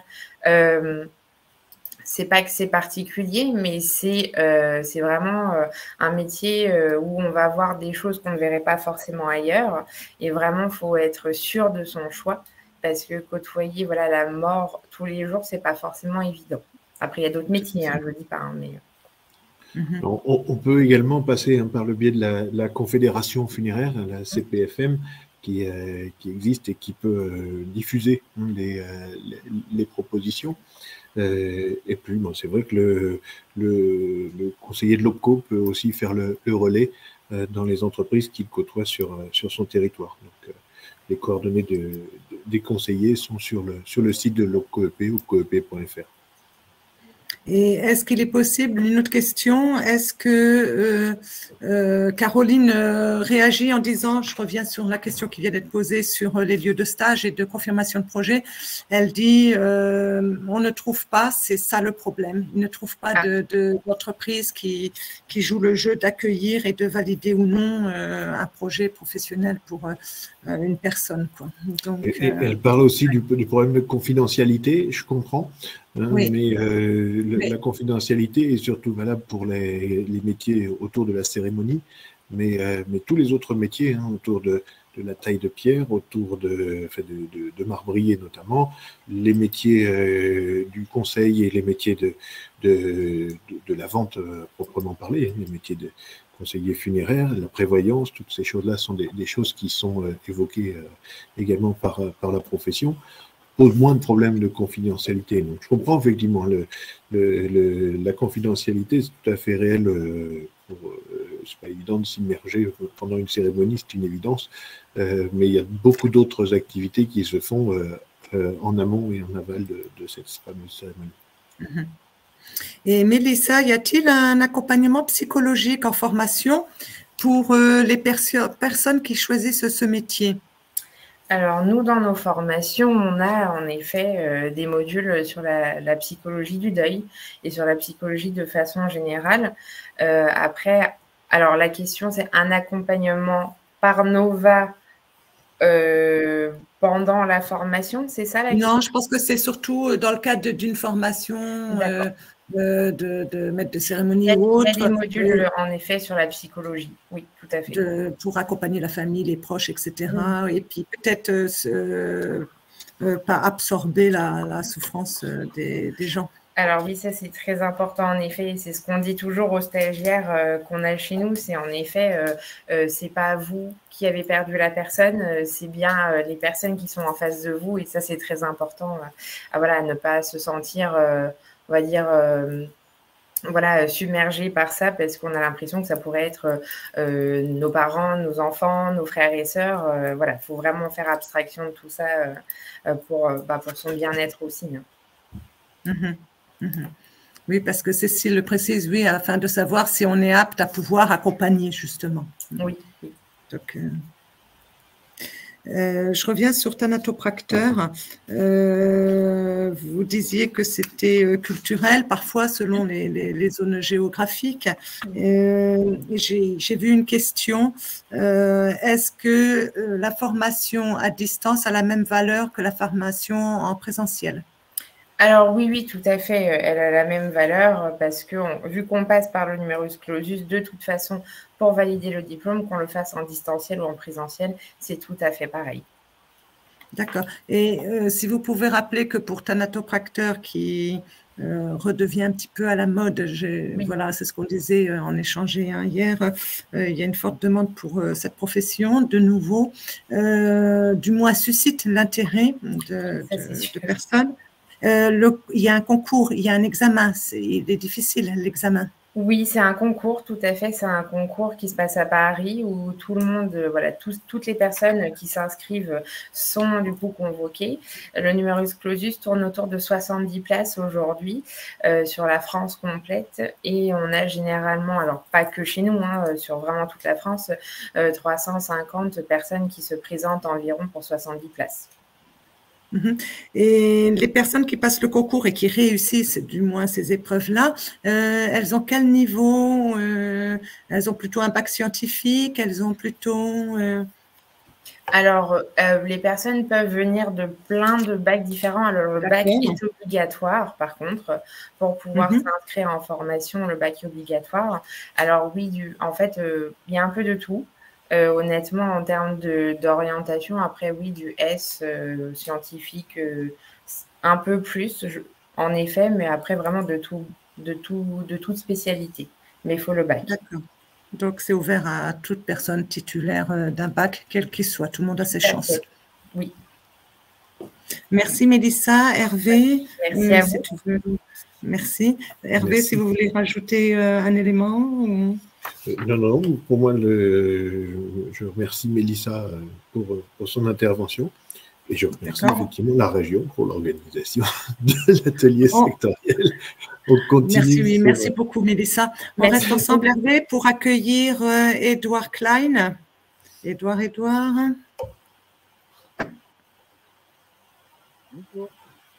Bonjour Édouard. Alors Édouard Klein, vous êtes directeur du laboratoire de prothèses dentaires, comme on peut le voir derrière vous, situé à Bazeilles dans les Ardennes et qui emploie actuellement 5 salariés. Vous êtes également professeur au CFA de Tourcoing dans les Hauts-de-France. Vous-même, vous exercez le métier de prothésiste dentaire depuis près de 27 ans. Alors, quel a été votre parcours de formation pour accéder à ce métier qui est plutôt réglementé, me semble-t-il? Expliquez-nous. Bonjour à toutes et à tous. D'abord, ma formation initiale, j'ai eu un bac scientifique. Après, je suis allé à l'Institut supérieur national de l'artisanat à Metz. J'ai passé en 2 ans le CAP et le brevet de compagnon. La 3e année, le BTM, donc le brevet technique des métiers. Et la 4e année, le BTMS, donc le brevet technique des métiers supérieurs. Ensuite, j'ai fait des formations continues au sein de l'Union nationale des patrons prothésistes dentaires. C'est le seul syndicat qui existe dans notre profession. Et j'ai passé le certificat professionnel d'études supérieures en céramique et occlusion et un CQP d'orthodontie. C'est la seule formation qualifiante pour faire de l'orthodontie, c'est-à-dire pour faire les petits appareils pour les enfants. Voilà. Et au niveau de la réglementation, d'abord, pour ouvrir un laboratoire de prothèses dentaires, il faut le BTM, donc à un niveau 3. Et il faut utiliser que des matériaux CE, avec le marquage CE, et pas utiliser de produits CMR. CMR, c'est cancérigène, mutagène et reprotoxique. Voilà. Alors, on n'a pas répondu à la question, est-ce que le prothésiste dentaire travaille dans un laboratoire? 76% ont répondu dans un laboratoire et 24% en cabinet dentaire. Quelle est la bonne réponse? Il n'y en a pas, parce qu'en fait, on peut faire les deux. On va dire 80% des prothésistes travaillent dans un laboratoire de prothèses dentaires et 20% à peu près travaillent dans un cabinet dentaire où ils sont sur une grille salariale qui est différente de la nôtre puisque c'est la grille qui est proposée qui est régie par les dentistes en fait. Voilà. Et pour vous, quels sont, merci pour cet éclairage, et quelles sont les compétences que vous recherchez lorsque vous souhaitez compléter votre équipe? Alors, si vous voulez faire vraiment prothésiste dentaire, c'est-à-dire pouvoir faire toutes les branches du métier, il faut à peu près une bonne dizaine d'années. Hein. Donc, en fait, quand on va commencer, la première compétence, ce serait la patience, la minutie, de la ténacité, parce que c'est un métier manuel et on travaille tous les jours sur des pièces uniques. Donc, c'est bien parce qu'on ne s'ennuie jamais, mais en même temps, on se remet en question à chaque fois qu'on fait un travail. Aussi, accepter des horaires qui vont être, ou une charge de travail qui va être jamais linéaire, parce qu'en fait, on travaille que sur commande du praticien et c'est le praticien qui définit le délai. Donc, souvent, les praticiens, ils sont régis par les vacances scolaires. Donc, par exemple, pendant les vacances scolaires, on ne va pas faire grand-chose. Enfin, on ne va pas faire grand-chose. La cadence va être moindre. Et en dehors des vacances scolaires, forcément, la charge de travail va être plus élevée. Donc, il est possible qu'il y ait des heures supplémentaires à faire. Voilà. D'accord. Donc, j'ai entendu 10 ans pour avoir une compétence vraiment technique au point, pour avoir les dents de la dame de derrière, là, il faut les avoir génétiquement, parce que je serais incapable de refaire ça tellement elles sont bien. Non, je rigole, mais il faut quand même une bonne dizaine d'années pour faire ça. Ouais. D'accord. Et c'est une photo faite par un meilleur ouvrier de France qui a fait le sourire. Donc voilà, ça fait à peu près ça. Il faut une bonne dizaine d'années, facilement. On en rêve tous et toutes. Je ne sens pas de sourire. Mais bon. Peut-on démarrer sans qualification? La question, oui, c'était ça. C'est est-ce qu'on peut vraiment, je veux faire de la prothèse dentaire, je viens sonner chez Monsieur Klein à Bazeilles, est-ce que vous me prenez? Eh ben, ça va dépendre de moi, d'abord, ce que je recherche, mais en fait, on peut travailler dans un laboratoire de prothèses dentaires sans qualification, parce qu'avec les diplômes, les diplômes qui sont des titres RNCP de l'UNPPD, donc du syndicat, il y a on va dire des petites graduations, donc on peut passer une formation pour être auxiliaire en prothèse dentaire. Après, on peut faire un CQP en orthodontie, comme je vous l'ai dit, ou un CQP en prothèse fixée. Prothèse fixée, c'est tout ce qui est les dents, les céramiques, les dents sur pivot, les couronnes coulées, enfin tout ce que vous-même, vous ne pouvez pas enlever de votre bouche. Et après, il y a un CQP en prothèse amovible, où c'est tout ce que l'on peut enlever vous-même, donc les dentiers, voilà, toutes ces choses-là. Et parmi Après, vos salariés, pardon, oui. je disais après, Allez-y. si c'est un ou une jeune personne, moi je lui conseillerais plutôt de travailler par alternance, c'est-à-dire souvent avec les chambres des métiers, et de commencer à travailler dans le laboratoire. Les alternances, c'est 1 semaine en chambre des métiers, 3 semaines au laboratoire pour passer le CAP, si il ou elle veut après le BTM et après le BTMS. Comme ça, elle a une vue d'ensemble sur le métier et surtout, ça lui permet de choisir quelle branche elle veut se spécialiser ou pas, mais au moins elle a le choix. Alors que quand on n'a pas de qualification du tout, on fait souvent ce que l'employeur il vous demande de faire et c'est rarement vous qui avez le choix. Et actuellement, est-ce que vous recrutez? Est-ce que vous recherchez du monde? Alors moi, oui, je cherche, ça fait une bonne année que je cherche un céramiste, c'est-à-dire pour faire les dents que vous avez derrière pour m'aider à les faire. Je n'ai pas eu une seule candidature, pour vous dire la vérité. Donc, du coup, je me débrouille, je le fais le week-end. Mais c'est un métier qui est énormément en recherche de personnel. Mais quand je dis énormément, je crois que presque tous les labos recherchent quelqu'un. Le problème, c'est qu'ils cherchent quelqu'un de qualifié. Parce qu'en fait, il y a beaucoup de personnes qui sont parties à la retraite. Avec le Covid, il y a beaucoup de personnes qui ne font plus ce métier-là, je pense, dû au volume horaire. Enfin, c'est-à-dire, c'est pas un métier où vous pouvez être sûr de quitter. Si vous quittez à 4h30 d'habitude, j'allais dire, c'est pas sûr que la semaine d'après, ce sera pareil, quoi. C'est ça qui est assez compliqué parce que le volume horaire, il est quand même, il peut être important. Donc, c'est pas vraiment ce que cherchent les gens en ce moment. Et par rapport au salaire le salaire, honnêtement, souvent on dit selon compétence. Moi, on a un barème de convention collective. En règle générale, si la personne est qualifiée, ça peut aller entre 30 et 50% de plus que le barème, facilement. Il y a des salariés dans des laboratoires qui gagnent 4 000 € net par mois. Il faut qu'ils soient qualifiés, évidemment. D'accord. Donc, si on est qualifié, on a des perspectives d'évolution qui peuvent être intéressantes. Tout à fait. Il faut le plus difficile étant de se qualifier, puisque c'est un métier où on apprend sur le long terme et bien souvent les gens arrêtent avant. D'accord. Et est-ce que dans votre laboratoire, il y a plus d'hommes ou plus de femmes Non, c'est pile, nous. On est 3, j'ai 5 salariés, donc en tout avec moi, il y a 3 hommes et 3 femmes. D'accord, donc parité absolue. Donc, et dans le CFA, puisque vous êtes enseignant, au CFA de Tourcoing, les sessions sont remplies, c'est-à-dire il y a quand même au niveau de l'apprentissage, c'est compris. À Tourcoing, c'est assez spécial parce qu'à Tourcoing, c'est le CFA en France qui est le plus rempli. La moyenne des classes dans les CFA, c'est à peu près, on va dire, entre 10 et 15, grand maximum. En première année, cette année, ils ont rentré 40 personnes. Donc mais c'est aussi un des CFA qui est le mieux équipé, c'est-à-dire qu'un laboratoire moderne maintenant, depuis que les praticiens ont des caméras intrabuccales, c'est-à-dire à la place de prendre vos empreintes, ils vont passer un scanner intraoral, donc un petit scanner portable pour faire de l'imagerie, mais de scanner vos dents et que nous, on puisse les recevoir directement au laboratoire.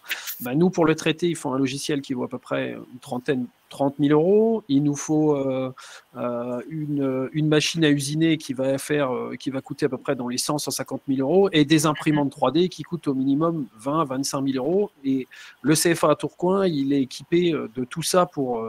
il y a, je sais pas, 1 million, allez, j'exagère, peut-être 1 million de matériel.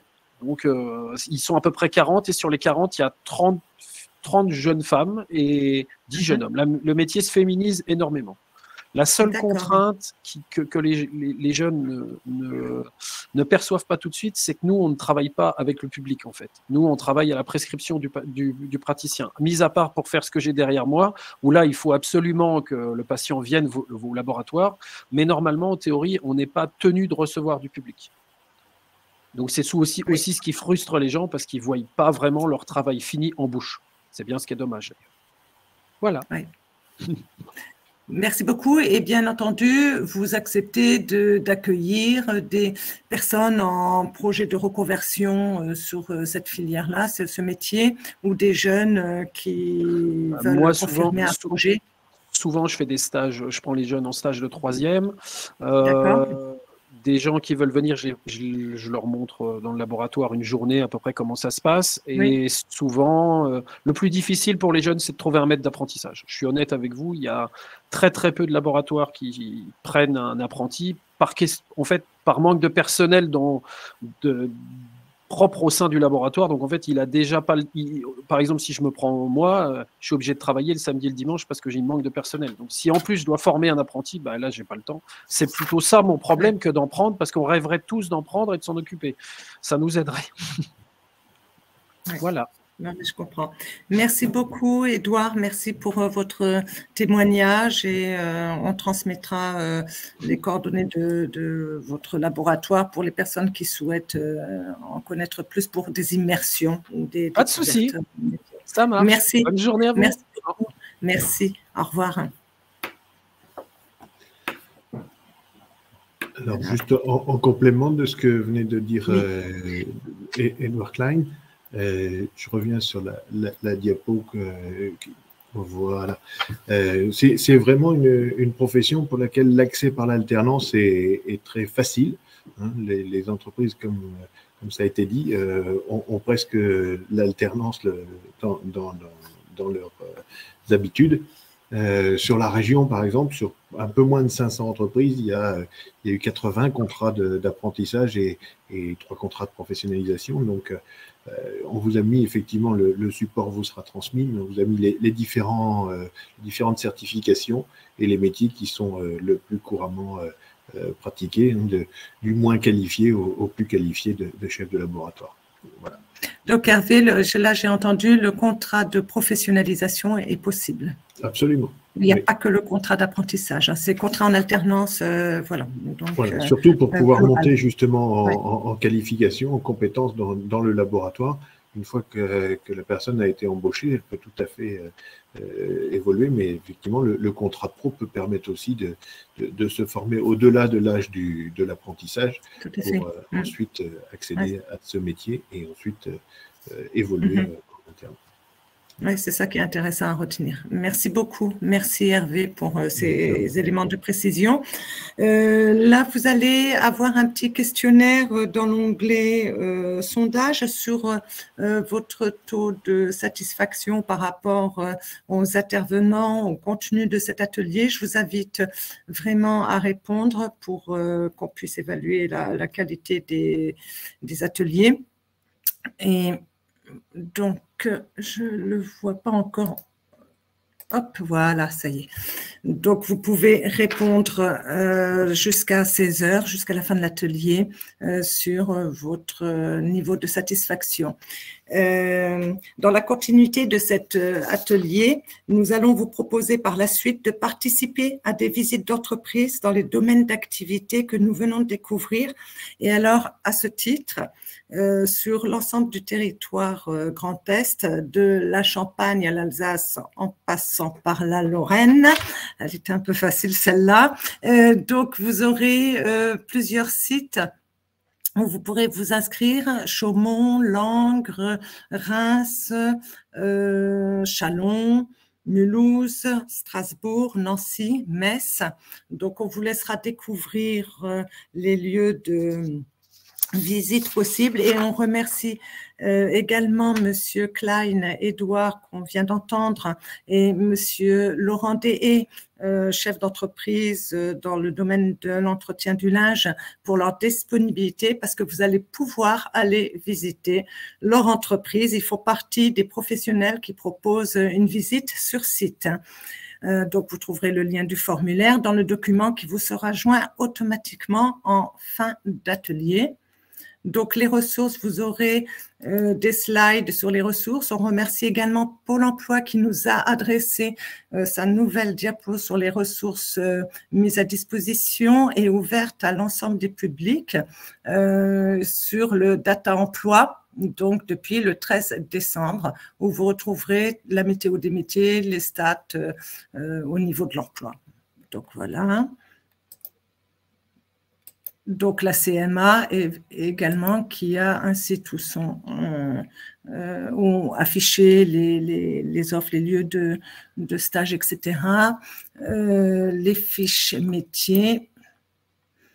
Annette Maire de la région Grand Est va nous présenter rapidement la carte des formations.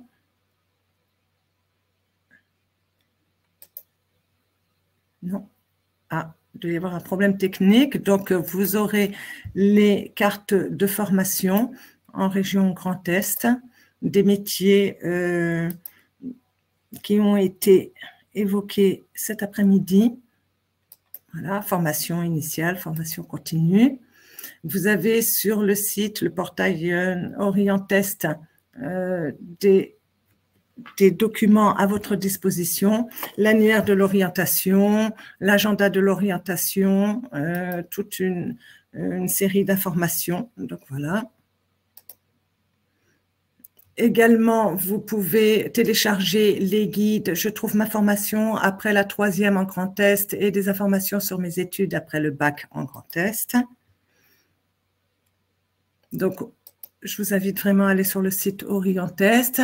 Également, Hello Charlie, des parcours Hello Charlie spécifiques à chaque territoire de maison de région du Grand Est. Donc, les réseaux sociaux, vous avez le replay.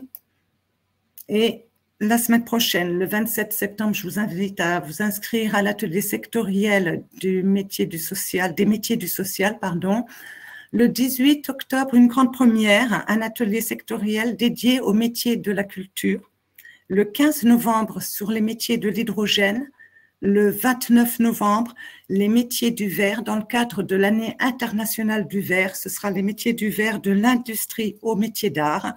Normalement, il est prévu que cet atelier soit en direct de l'abbaye des Prémontrés. Donc, je vous invite vraiment à vous inscrire.